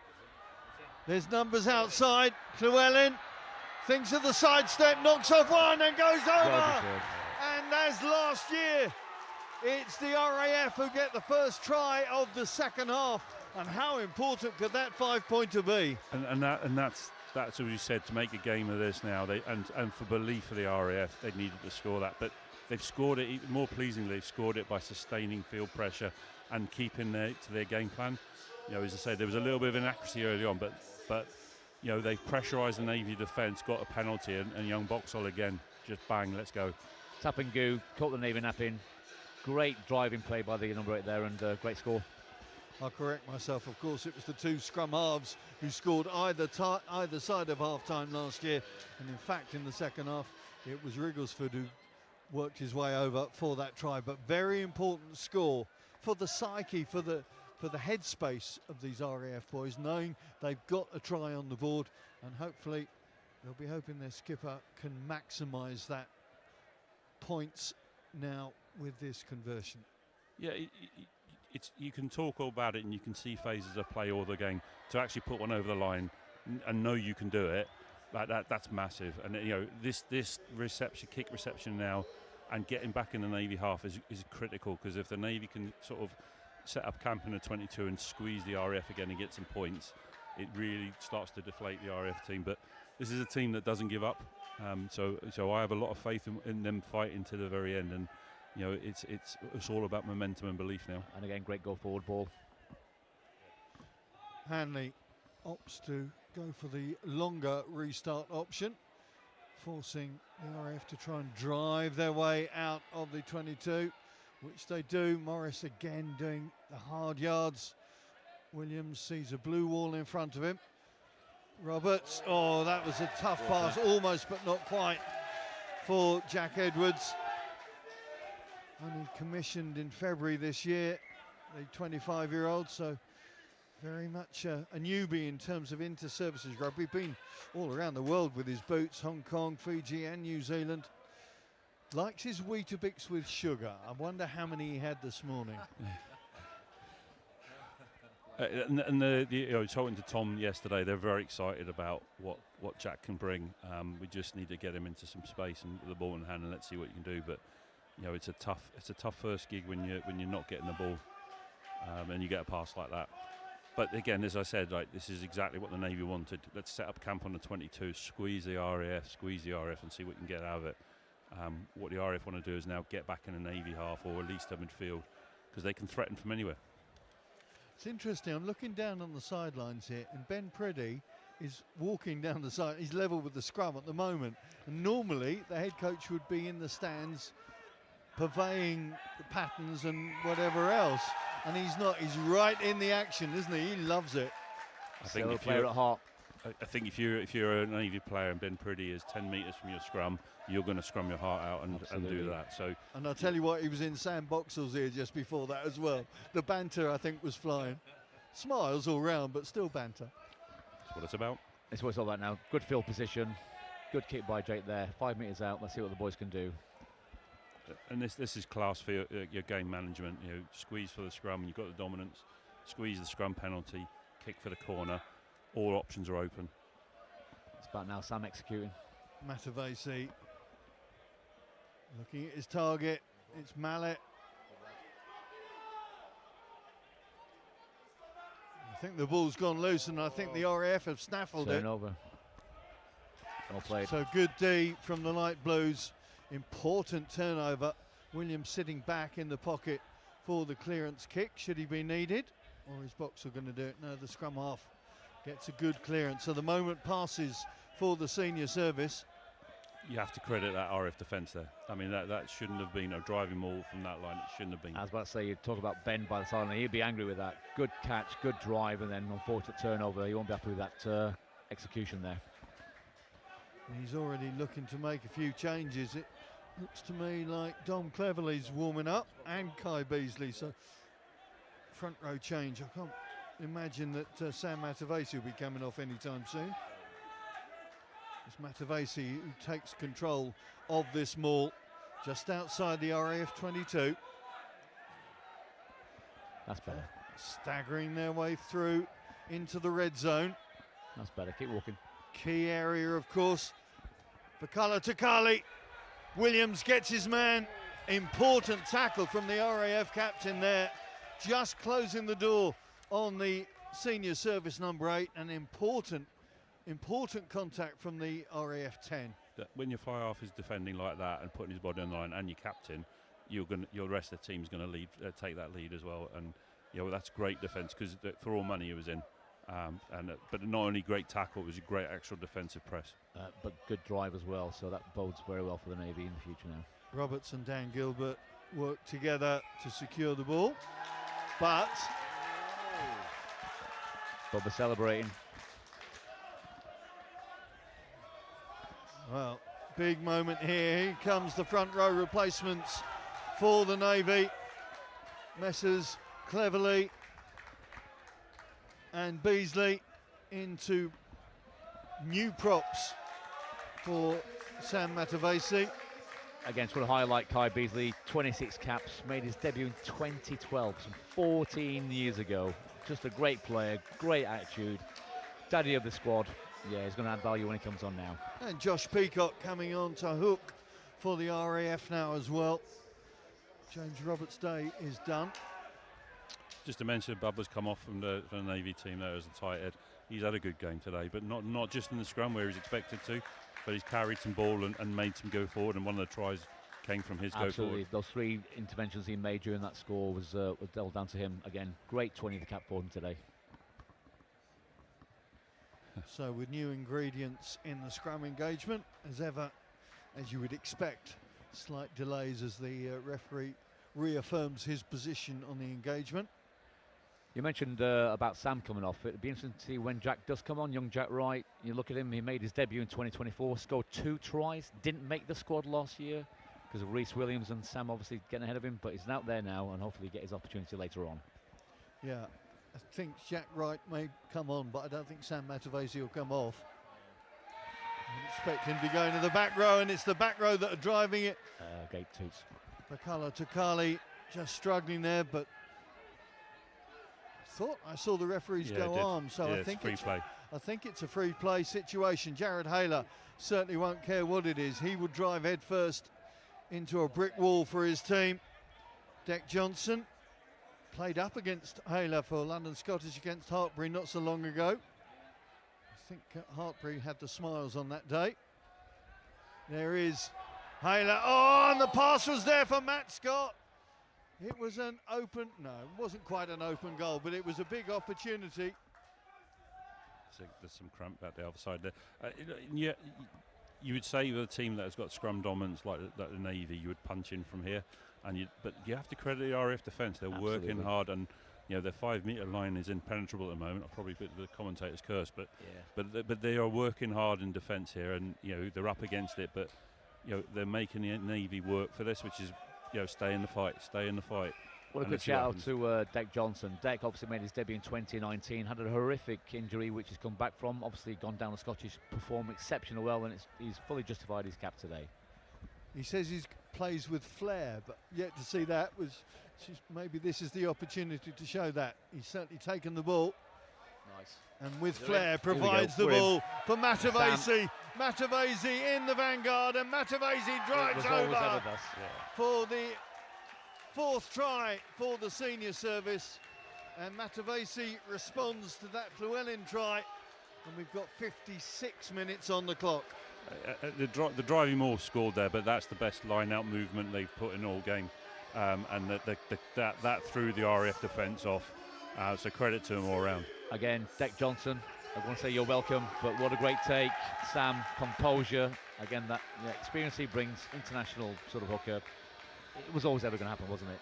Great try. Freddie Richardson, I see, coming off the bench. I think replacing Kieran Jenkins in that RAF midfield.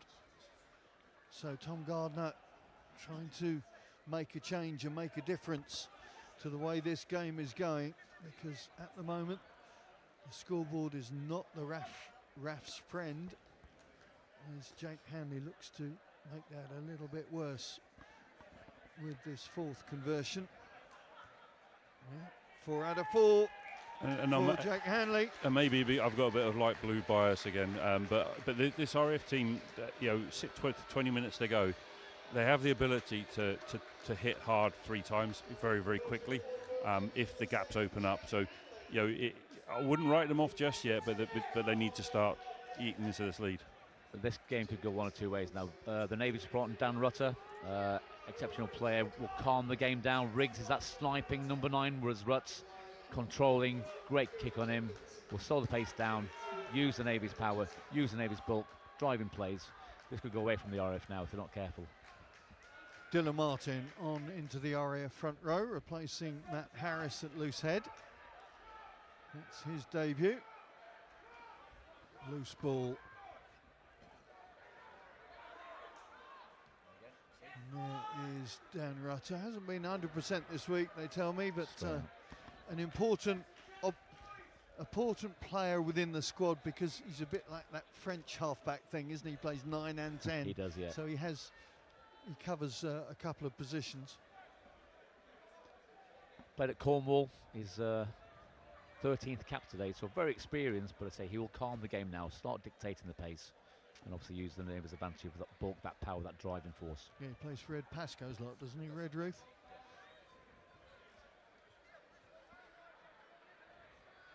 Good first line out from Josh Peacock. And a significant surge from the RAF forwards. Yeah. Prescott and Williams just changing positions. Yeah, got the penalty. Slightly high, I think. Boxall wants to tap and go. Didn't let it go. Well, for a person who likes his cereal, he has plenty of snap, crackle and pop. There's no question about that. And Sam Boxall saying, why couldn't I go quickly, sir? Yeah, like, and you know, that's the game they want to play. And if you'd seen, if it was legal, you know, you just see that he was through on the fullback with a supporting runner, and before you know it, that's a try. They have that in them, the RF, and they're still playing with ambition. They're still playing with belief. They're still getting quick ball. Their line out, when it works really well, it's exceptionally well. It's quick ball off the top that they attack well with. It's good field position. See if they can build it from this now. Well, last year the buzzword from Tom Gardner was change. This year it's enhancement of what they've done, and we're seeing that. They just haven't been able to get the rewards for playing, certainly in the opposition red zone. Boxall having to dig that ball out. Peacock waiting to drive a little bit further forward. Come up through the Lancashire age groups, the Manchester boy. Turnover ball. Kai Beasley. Great turnover. It was a bit of a rainbow pass inside his own 22. I think that was from Deck Johnson. Well, there's the flare, maybe. Maybe getting it sorted out for Kala Takali. Oh, and here comes the burst. Bartlett feeds out to Duncan. Up they go. Light blue tackles falling off. Mark Williams provides the roadblock for Kala Takali. Sets things up outside the RAF 22. The Navy have huge numbers out to this left if they can use it. Beasley takes the shortest distance between 2 points. Edson. Good strength on the ball. Rutter out to its skip. But Hayler loses the ball in the contact, but Dan Gilbert not allowed to stretch away for the 80-metre run-in. Got away with that. Yeah, that's a great break by the Navy there. I think the RF have done well to stop the score and keep on 22, because that was a great break. Good break by George Edson there. That'll give him a lot of confidence today now. That'll put him in a good place now. Well, it's been a very entertaining first hour here at the Cinch Stadium. What's the reaction been like on the social media, John? Yeah, loads of reactions coming in. Simon, first of all, let's say a good afternoon to everyone watching in Cyprus today. Benny G watching in Cyprus, and all those deployed with Joint Forces, CIS Middle East. Some shout out to the Navy, some shout out to the RAF. The perks of tri-service operations. Mr. Tonks, the best wishes and kind regards to John Wilding in the commentary box from Nige Tong in Protaras in Cyprus. And go Navy from all at United Services Portsmouth Rugby. And also a little message here as well. Fiona Norris says, come on the RAF. So still some cheers for the RAF. It's going to be a tall order for them now. Big changes coming off both benches now. Ben Rivalatia onto the wing for the senior service, and TJ Richardson and Ben Collins into the forward mix for the RAF. Ben Chambers stepping off. I know he's still almost getting back to match fitness. I don't think he's had all the opportunities that he would be used to coming into this one. I think that's where you're right, Simon. Young Ben, second cap today, got capped against the French a couple of weeks ago. Albion. In fact, had a trial with Scarlets a few years ago. Yep. Didn't really make it there, but apparently doing well down at Albion. We'll see how he performs today. Yeah, I think Tom's, from the RAF point of view, Tom's trying to bring some energy to the forward pack. The TJ's an exciting prospect. Lots of energy, and that's just what we need right now with we're still 15 minutes to go. Bang a try in 28-18 and then see where we are. But we're going to have to go the long way. But Navy scrum is just still the dominant force here. Looks to me like Jack Wright is going to come on. Chris Mills also setting up to come in. Now, be interesting to see how this mix works, because my guess is that there's going to be 2 flankers coming off. Yeah, looks like it. Again, Jack Wright, London Scottish, Chris Mills, Cambridge. Again, championship level replacements. That's depth, and they're going to bring a lot of power, a lot of bulk, a lot of experience, physicality. This could make a big change. Been a tough civvy season for both of those 2 teams. It has. Let's see how they're going to bring this into the mix. Ben Priddy just sorting out who he wants off. Matavesi with the throw, and it looks like Dick Johnson. Yeah. It's going to the tail, and the drive is on once again. It worked last time from a similar position. Matt Scott, good catch there. It looks like it's going to be another one. It's a Matavesi 1-2, it's a Navy 1-2, and the forward line-out driving maul works again for the senior service. It was Matt Scott's turn this time. Great catch, again executed perfectly well. Sam towards head of us. Yeah, you can't beat a man when he's down. You have to credit the Navy game drivers again. Yeah. They've spent a lot of time down here, camped down here, squeezed the RAF in terms of territory, squeezed the scrums for a penalty, got the penalty into the corner. That's just good rugby, and that's not the rugby that the RAF want to play. They want to play a faster ball in hand game time, but the Navy have squeezed them, and credit to them. Dick Johnson's day is done, and Sam Matavesi's day is done. I was wrong. So Ben Priddy obviously happy enough with the scoreline, putting Jack Wright into the front row, and presumably Chris Mills into the second row. Or will they move somebody up? Might be Ben Mallet into the second row, possibly. We'll see how that Given sets up in a minute. Chris Hanley, is more your dynamic number 8. perfect from the tee. Big shout out to Chris. He's had a significant knee injury, which he came back from sort of late November. Performed really well for obviously putting the hard jars in at Cambridge, who looked at him really well. But he's got a great driving style, very much like Sam Simmons of Exeter, that classic low centre of gravity we talked about earlier. Yeah, I really rate him, Chris. A good lad. Harry Davis on at scrum half now for Sam Boxall.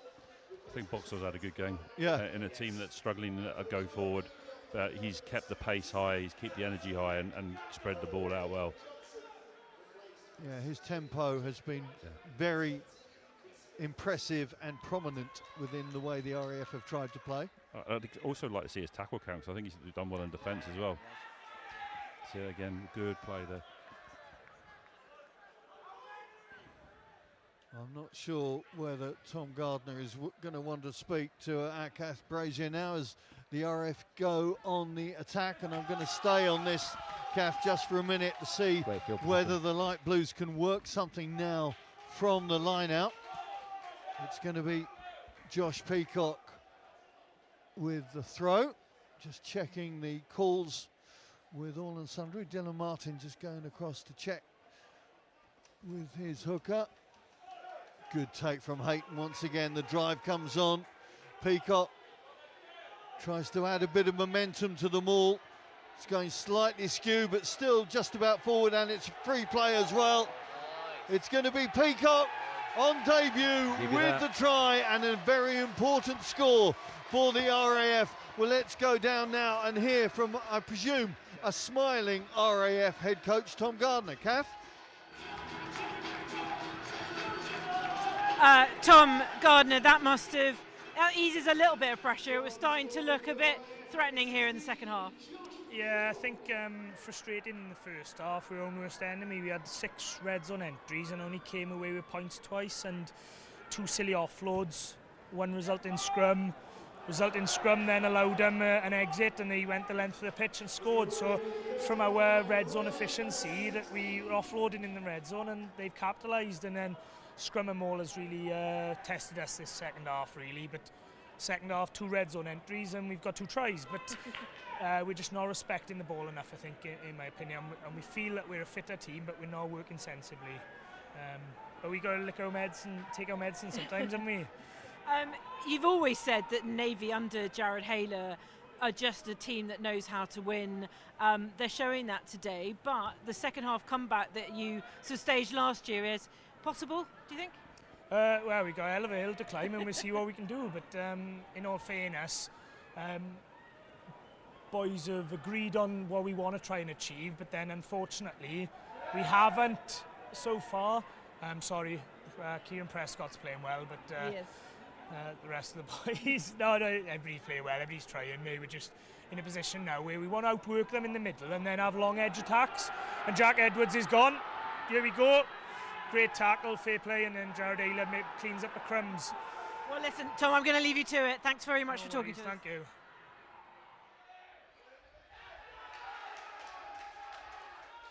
Well, looks like pretty much the entirety of both benches has now been emptied in the cause. And that breakaway from Freddie Elliott taking the senior service back into the RAF 22. Freddie Richardson, I should say, because TJ on as well. And I mentioned a minute ago, but Chris Mills crunching tackle there, just saw his dominance there at the tackle there. There's TJ Richardson, another league convert, played a couple of inter-services games for the RAF league side. Seddon trying to dance his way through a tackle. Does well, stays strong on the ball to provide it for Davis. The Navy double ganging on TJ Richardson, but the ball's still there for the light blues.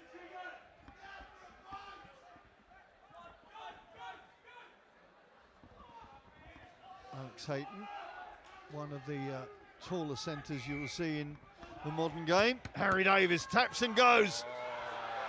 Prescott's inside him if he can find him. Oh, the pass doesn't. And the moment is gone. Arriva Latia pushes the Navy back towards halfway, but there was a big opportunity for Harry Davis. The boot from Hanley is massive. It would be 50-22 if it got nearer the line. It's not going to. Prescott throws long to Freddie Richardson. Broken field here at the moment, so if it's quick ball, it's broken field. That's a great turnover. Yeah, turnover ball. Guess who it was? Yeah. Jared Hayler. Pakala Takali still has the energy to try and find the outside edges of the defender. Duncan pulls it back in well. Bartlett.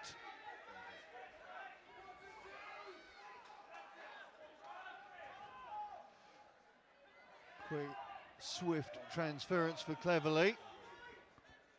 Bartlett again.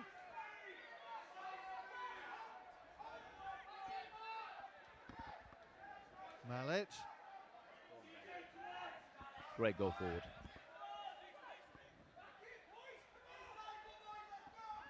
Hayler this time in midfield, sets it back and the quick presentation. Edson throws it wide to Riva Latia. Gets the offload inside. The Navy sniffing another 5-pointer. Mills. No thought of a sidestep from Mills, but it's back there again to Edson. And is he over? I think it is. It's George Edson. And that is game, set and match to the senior service. But that's a 10-point swing there. I mean, when they take a penalty and you're through like that on a 2-on-1 and fullback, and you can't put that pass away, that's what happens at this level and against this level of team. So the RAF will be disappointed with. They'll be pleased with their ambition. They'll be pleased with their energy because they're making line breaks. And if you think back over the game so far, there's probably about 4 or 5 times they've made breaks, but the last pass or the inaccuracy of the pass hasn't been there. And again, take 2 or 3 of those, and it's a different game. But credit to the Army, and 2 class interceptions from Haler there, a turnover and a carry. Absolutely. John, like you said, that must be the 5th or 6th time they've had those breaks, and that last pass, and then from basically their own 22, George Edson, outstanding 2 interventions there, led to his try. He fully deserved that today. He stepped up. Yeah, it's tough, but you know the ambition that the RF are playing with. You've got to applaud that, and it's not by chance. They've worked hard at that, and you know it's really refreshing to see that that ambition to play, and actually to create the chances. The next step is to just put them away. 100%. Like I said, this is a young squad. Next year, more experience, more powerful. Yeah, and it could count for them. Yeah, but it's an easy thing to say. It's always next year. They'll be disappointed that they didn't do that themselves, because they hold themselves to that standard. It's the learning curve, isn't it? And how steep that learning curve is. And the coaching staff won't accept that. No. But it is. Nor should they. No, but they have to learn, and they have to make sure they don't make the same mistakes again. Yeah, absolutely. And it comes back to the beauty of the inter-service tournament. There are 3 rugby games that are unlike any other. Yeah, so you may have played whatever level this season, that season, or before. You come onto this pitch, it's a different game of rugby. You go back to 16-17 though, John. The under-23s dominant. They came through the RF system. Stu Philpott, Rob Bell, Josh McInally went on to win it 2018, inter-service champions. So they have to start somewhere, and it's places like this where that experience and that exposure to this high level against a really, to be fair, a good Navy squad there. And Rob Bell prominent in the Vultures win last night. He was man of the match by a country mile. 15-10. He still got it. Last score. Frantic, frenetic game robbed. at Northampton Casuals. Absolutely robbed. It was a great game. It looks like the Dark Blues are going to get bragging rights on this one. Absolutely. Yeah, and it's worth saying that you mentioned the inter-service winning squads from the RAF earlier.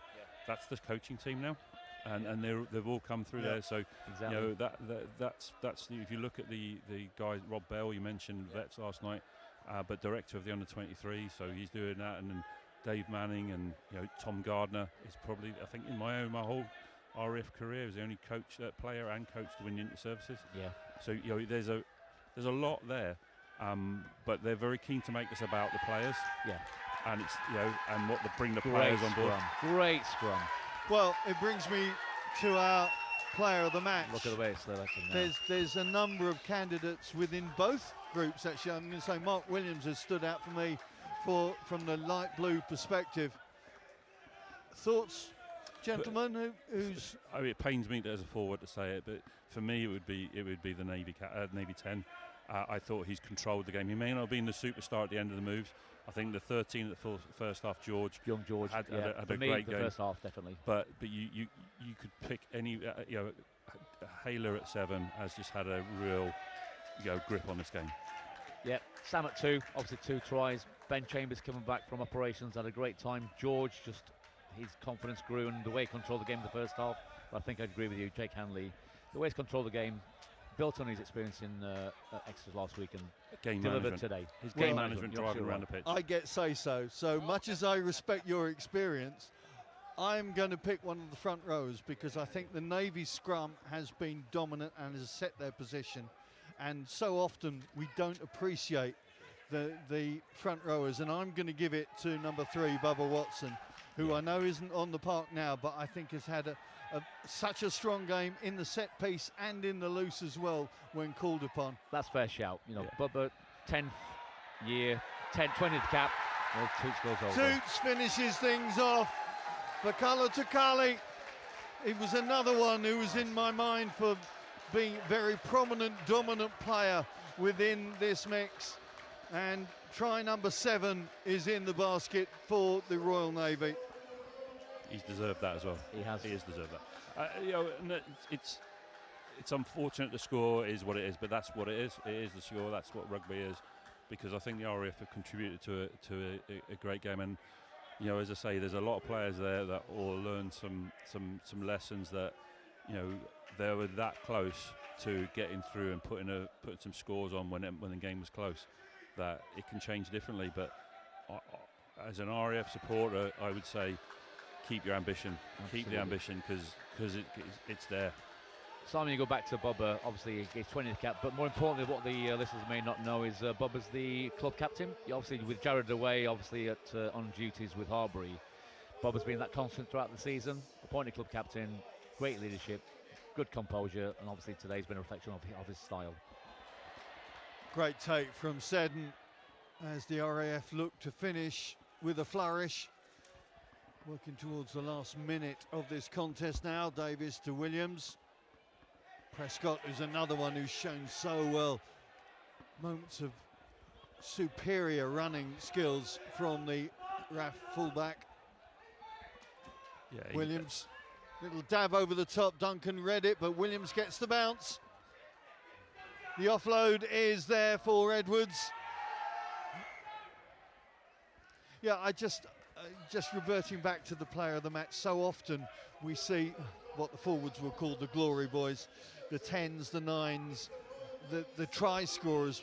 But I think today we've really seen the value of a prominent tight head, and they're just celebrating him now. And you can clap yourself, Bubba, because you deserve it. And, well said, fella. That's what I've seen in the 50 minutes he was on for. Yeah, and you're absolutely right. You'll never get an argument for me giving a man of the match for a tight head prop, because they're the 100%. Unsung heroes. I will say though, the decisions to keep going for the scrums and keep the ball in the scrums and work for penalties, that's the thing that's really dominant the game, and you've got to give them credit. But the RF are still going.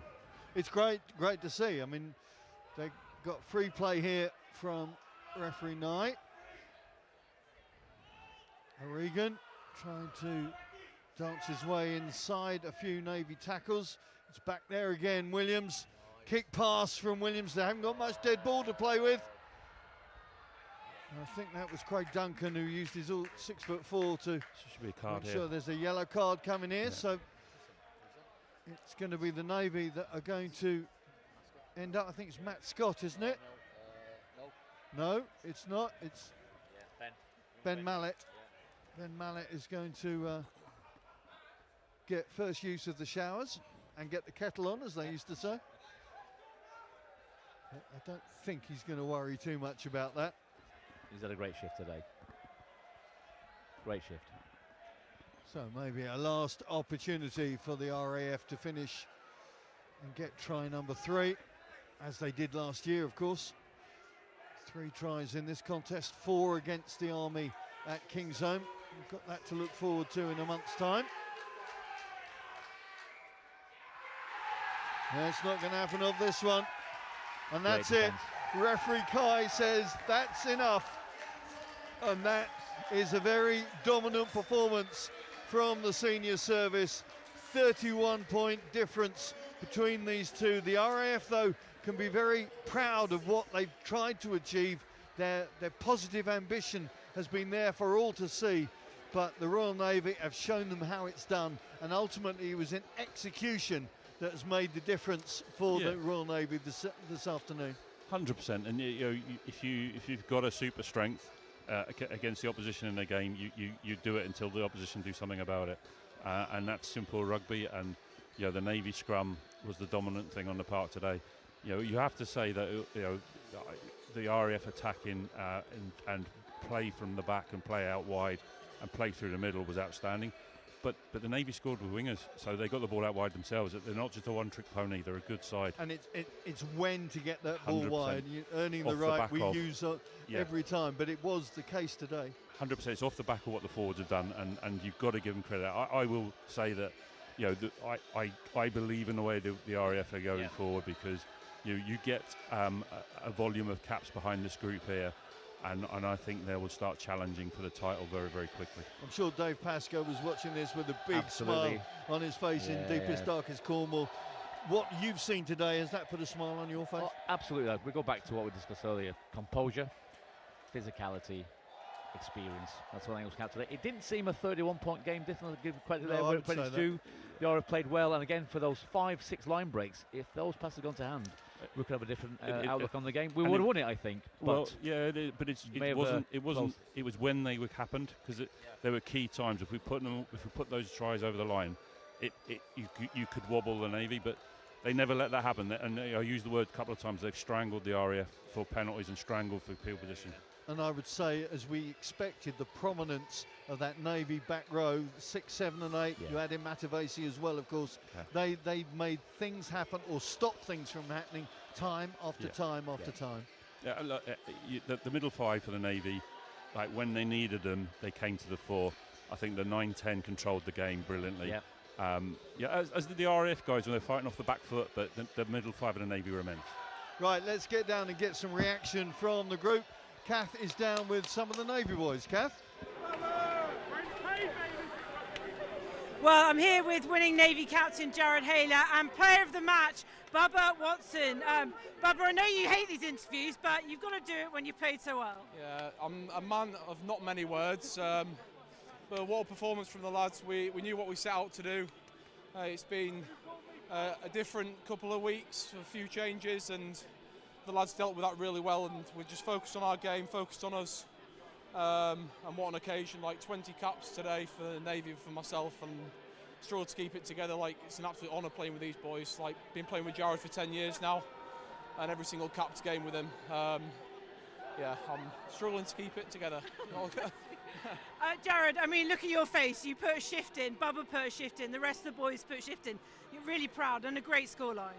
Yeah, 100%. I think it's really fitting that we went into today and just said that we haven't put a performance against in the RAF for probably ever, really, especially in our time. And I think 20 caps for Bubba. We mentioned it earlier. I think there's only 15 lads in the Navy who have got over 20 caps. So I think it's fitting for Bubsy to get man of the match. He put a hell of a shift in. Our scrum, our set piece was brilliant. So I just want to take this moment to say thank you to Bubs for everything he's put into this team. Also, he's club captain, and what a day for him to get man of the match. But absolutely brilliant. Bubba, I don't want to make you blubber, but can you just tell us what it means? But also, can you go back to back? We just take it game by game. We knew the RAF were going to be a tough outfit, really well drilled, and we knew what they were going to target against us. But now we're focused on the Army, and I think if we play like we did today, I think we've got a very good chance of going back to back. That's our aim. What do you think, Jared? Have you got the strength to go back to back? 100%. I think that's our aim this year. We definitely came out from the start of the season to go back to back. We've been in this situation before, all right, and it didn't happen. Now we're in this situation. We're here to make history. We're coming for the Army, and we know that they're going to be a tough outfit, but we're ready for them. So. Well done, gents. See you in 2 weeks' time. Thank you. Thank you.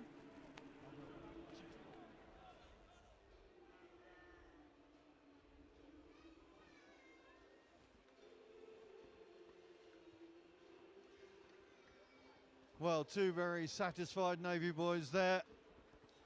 Artie Shaw, we've gone from Pascoe to Priddy via Richardson. Do you see any difference, though, in what you've seen today? I was about to comment, actually, before we were called away for the interview there. I think Ben's played the game really well today. You know, his awareness, the tactical changes he made, few force, obviously, but, you know, you can see him down the sideline, Morton of his players, you can tell he's amongst it. They respect him, and the way they stepped up today has been an absolute credit, not only to his style, but his personality. I think he's done a great job today. And there is a lot of personality there. That's so important within the group.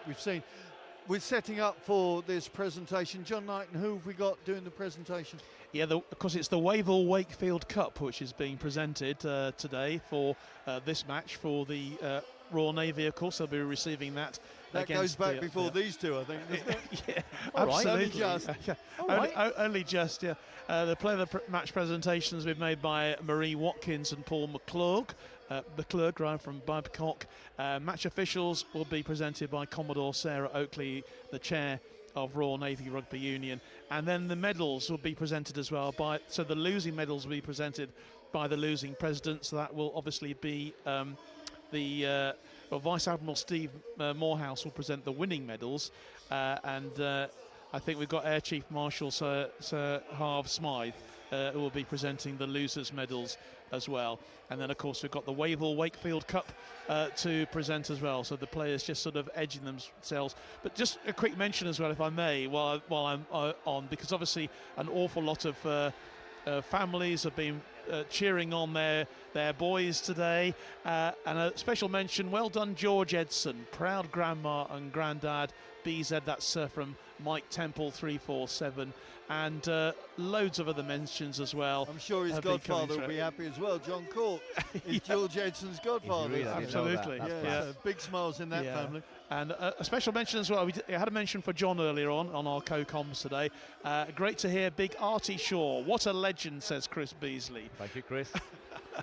And so that's money well spent, obviously, from you two. Absolutely, they've obviously paid their respective sponsors here today. You're welcome. Great performance, obviously, from the Royal Navy today in so many different ways, and great to see Jared Hayler, isn't it, as well? With his family, and it's been a great family day, hasn't it, for everybody? It's been an amazing family day, and just sort of seeing some of the players with their young children here and whatever. So just waiting now for the presentations to happen, and I think it's just all about to start. I think now. So I'll hand back to you, Si, and well, maybe you can take us through it. Yeah, thank you, John. Yeah, over 2,800 here this afternoon, and they have seen the RAF put up a sterling performance. As much as disappointment will be in the ranks with that final score, but they have shown where they're trying to go. The key thing for them now is being able to build and actually execute where they're trying to go, and they've got to learn. They were talking about the game management, about the decisions made in certain positions. They've had the opportunities this afternoon to really impact on this game, but weren't able to execute, weren't able to find that killer pass. 100%. They've arguably done the hardest bit. They've created the gaps. They've created the opportunities, and it's the skill execution under pressure when it really matters and the game's on the line. I think there'll be immense disappointment. They're very proud of the way they're playing and the way they're changing their game and taking the game forward, and they should be disappointed with the amount of chances they get to the ratio of how many times they put the ball over the line. But it's very exciting as a fan of RF rugby where they're going. Again, just execution, John. Yes. And that will come, as you know, that will come. And as a neutral, in terms of inter-services rugby, it's building up and building up. Each year I come on board, and each year I see the level pressed higher. And you mentioned how many championship clubs now have service personnel within their ranks. You see that coming through in the standard of play, and I'm sure we'll see it with the British Army as well. Yeah. It just keeps up in the game, and that is what inter-services rugby needs. You mentioned the Army there, Simon. Obviously, we won today. The boys will celebrate. In the words of James Haskell, they'll have a bit of a shing-chong. But, this is only the first game of what is going to be a cup final in 2 weeks' time. They can be very proud of what they've done today. They'll go back, they'll analyse, particularly the gaps that they found. Yeah. John, they need to sort of sharpen that bit up in their defence there. Obviously, look at the injury list, make changes where appropriate, but they can be very proud of the performance today. I think it bodes well, and whisper it quietly. It's 52 years about to come to an end. Well, I love that. Right? But I would like to say that there's not many neutrals watching the inter-services because we're like that. But that is a really good game of rugby today. Yeah. And the scoreline might not say it, but that was a really good game of rugby, which both sides contributed to, and that's what it's about. That's about. It is about winning when you're in part of it, but that's what it's about. And you're right. Make a great point there, Simon. The standard of rugby has gotten better and better and better from all three sides. And it as an entertainment. Yeah. The product's there. There's a lot of people that are very parochial here. Yeah. But when we get to Twickenham, there's going to be a lot of others there. As the Wakefield Trophy is lifted by Jared Hayler and the senior service, it is becoming more and more enjoyable. And I'm not being in any way finicky about that. No. But it is, the quality of rugby is constantly on the rise. It's matching the stadiums they're in. Sure. Kingsholm, Cinch Stadium, Twickenham, the games are matching that, and that's a credit to everyone involved. I've left the RAF now, but it's credit to everyone in all three services to take this to the level and have that ambition. Worth it off for the referees. I thought they refereed the game well today. Agreed. Really kept the flow of the game. Didn't impede too much. Didn't use the whistle too often. Played advantage. Did well today, the referees. Well, as the neutral on this Gantry.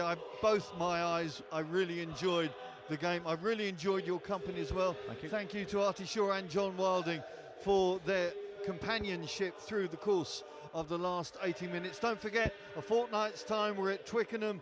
It's the Navy against the Army, that big one there, and then a big one a fortnight later. In a month's time, it's going to be the RAF against the British Army at Kingsholm. Thank you to everybody who's worked on this production. It has been another memorable day in the inter-services, and it's the senior service smiling with a 47-16 final score. From all of us here at the Cinch Stadium, Franklin's Gardens, it's a very good evening to one and all.